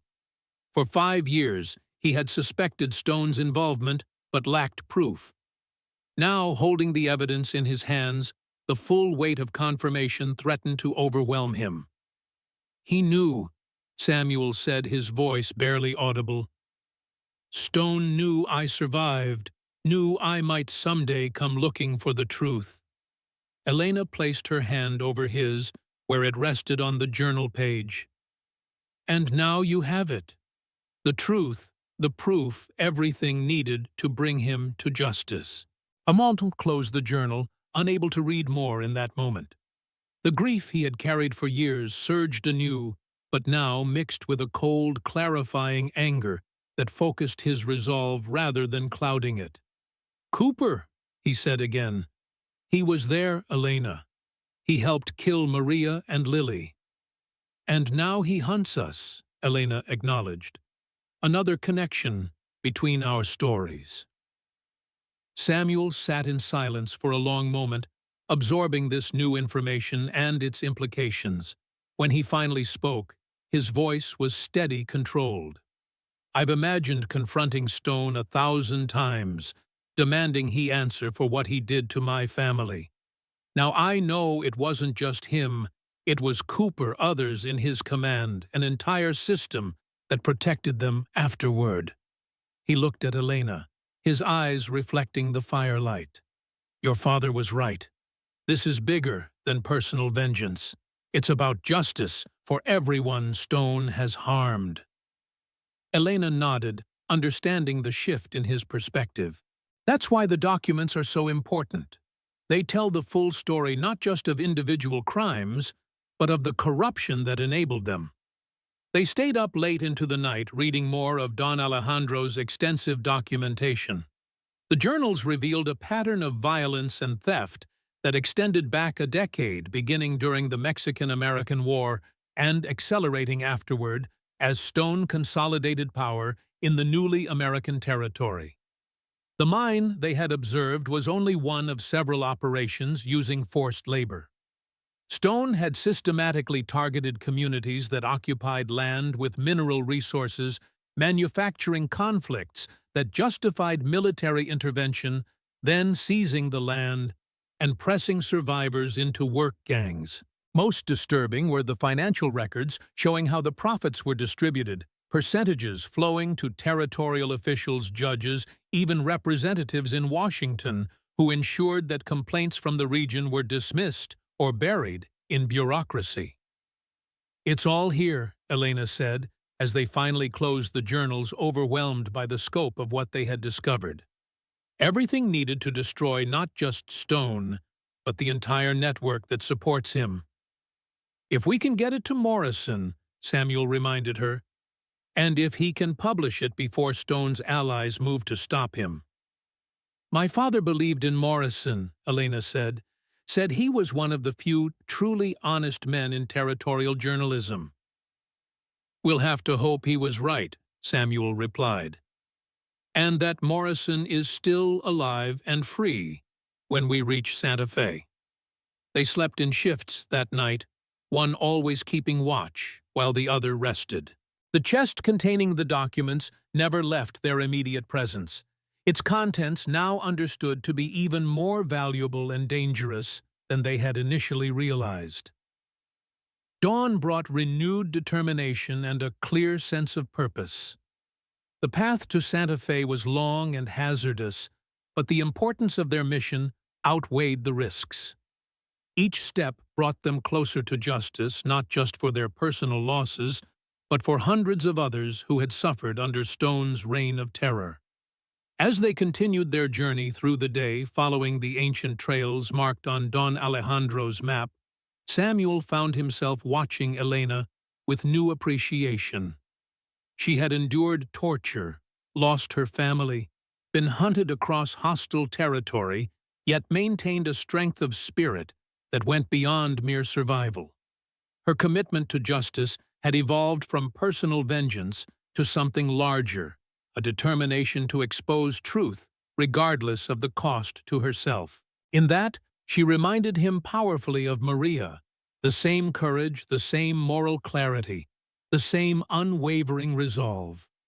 The realization brought both pain and a kind of healing, as if his continued fight honored Maria's memory in ways simple revenge never could. By midday, they had reached a high ridge that offered a panoramic view of the territory stretching southward toward Santa Fe. In the distance, dust clouds marked the movement of riders along the main road, possibly Stone's patrols, though at this distance it was impossible to be certain. 4 more days to Santa Fe if we maintain this pace, Samuel estimated, consulting the map. Elena nodded, her gaze fixed on the distant landscape where their destination lay hidden beyond the horizon. And then we find Morrison, give him the documents, help him understand their significance. Samuel traced their route on the map. After that, I don't know. It was a realization that had been growing in him for days. Their mission had a clear objective: deliver the evidence, expose Stone's crimes, but what came after remained undefined. Would they stay to see justice done, flee to Mexico, or further west, return to their respective peoples? I haven't thought beyond reaching Morrison, Elena admitted, echoing his uncertainty. For so long, my only focus has been surviving long enough to ensure my father's work wasn't in vain. And after that? Samuel asked softly. Elena was silent for a moment, her eyes still on the distant horizon. There is no after until Stone is truly finished, not just removed from power, but held accountable for his crimes. Until then, none of us are truly safe. Samuel nodded agreement. Then we see it through, whatever it takes. They continued their journey through the afternoon, descending from the ridge into lower, more sparsely vegetated terrain. The ancient trail led them through arroyos and across mesa tops, occasionally passing the ruins of structures so old their original purpose could only be guessed at, perhaps watchtowers or way stations from the early Spanish period. As evening approached, they spotted a thin column of smoke rising from a canyon ahead, evidence of a campfire and therefore human presence. They approached cautiously, weapons ready, unsure whether they were about to encounter friend or foe. From a concealed position on the canyon rim, they observed a small camp below 3 men seated around a fire, horses tethered nearby. The men wore civilian clothing rather than military uniforms, but that meant little in a territory where Stone employed many unofficial agents. Traders, perhaps, Samuel suggested. Or prospectors. Or bounty hunters, Elena countered. Stone would have spread word of rewards for our capture. They watched longer, trying to gather clues about the men's identity and purpose. Their conversation was occasionally audible fragments of Spanish and English that suggested they were indeed traders traveling between settlements. We could approach them, Elena suggested. Learn what news they carry, whether Stone's search for us has expanded southward. Samuel considered the risk. Possible, but if they've heard of rewards for our capture, even honest traders might be tempted. We need information, Elena insisted. We've been isolated for days, have no idea how widely Stone has spread his net. After further deliberation, they decided that Samuel would approach the camp alone, his skills as a scout and fighter giving him better odds of escape if the encounter turned hostile. Elena would remain hidden with the chest ready to flee if necessary. Samuel descended into the canyon as twilight deepened into night, approaching the camp openly, with his hands visible to avoid appearing threatening. The traders reacted with initial wariness that quickly gave way to cautious hospitality when Samuel presented himself as a Navajo guide seeking news of the territory. The men were indeed traders, 2 brothers from Albuquerque, and their cousin traveling north with goods to sell in the smaller settlements. They welcomed Samuel to share their fire and food, eager for company and conversation in the lonely wilderness. Samuel listened more than he spoke, gleaning valuable information about conditions throughout the territory. Stone had indeed posted rewards for the capture of a Mexican woman and her Navajo accomplice, described as dangerous fugitives wanted for murder and theft. Patrols had increased on all major roads, and travelers were being questioned at checkpoints. More concerning was news that the territorial governor had declared a state of emergency in response to Apache uprising and criminal activity, granting Stone expanded authority to maintain order by any means necessary. "Bad times to be traveling," one of the traders commented, "especially for someone of Navajo blood. The soldiers are suspicious of everyone with dark skin." "When are they not?" Samuel replied, maintaining his role as a simple guide. After gathering what information he could without raising suspicion, Samuel thanked the traders for their hospitality and departed ostensibly to make his own camp elsewhere in the canyon. Instead, he circled back to where Elena waited anxiously. "Stone has declared martial law in all but name," he reported grimly.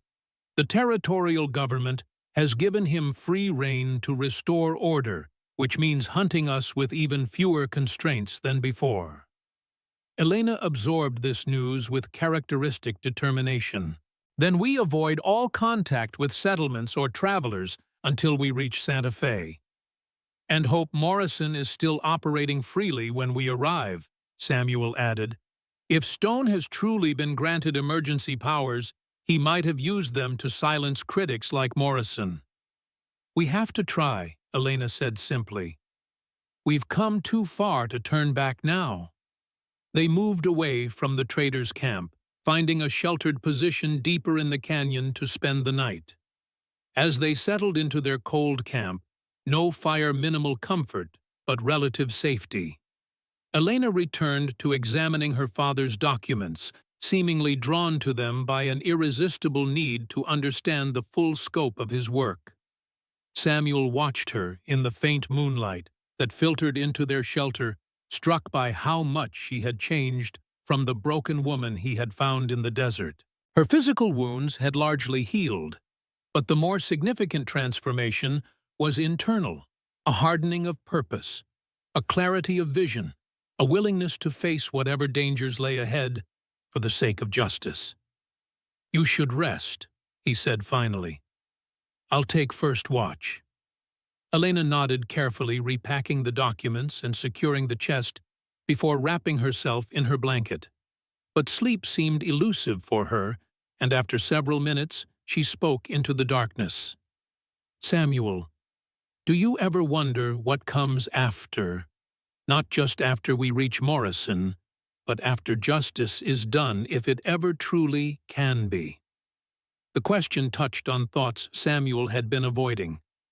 "Sometimes," he admitted. "And what do you see?" Samuel was silent for a long moment, considering. For 5 years, his existence had been defined by the search for justice or vengeance for Maria and Lily. He had never allowed himself to envision a future beyond that mission. "I don't know," he said honestly. "For so long, there has been only the next step, the next day. Survival. The hunt for evidence against Stone. And now that we have the evidence, now—" Samuel searched for words to express the shift he felt within himself. "Now I begin to see possibilities I couldn't before. A life not defined solely by what I've lost, but perhaps by what might still be built." "Built? With whom?" Elena's question was soft, hesitant, laden with meaning neither of them had openly acknowledged. Before Samuel could formulate a response, a sound from deeper in the canyon caught his attention, the distinctive click of a rifle being cocked. He motioned sharply for silence, reaching for his own weapon. Too late. Figures materialized from the darkness around them, rifles aimed and ready. A familiar voice spoke from beyond the circle of armed men. "Mr. Blackfeather, Ms. Martinez, how fortunate that our paths cross again." Lieutenant James Cooper stepped into view, his uniform immaculate even in the wilderness, his expression one of cold satisfaction. I believe Colonel Stone will be most pleased to see you both.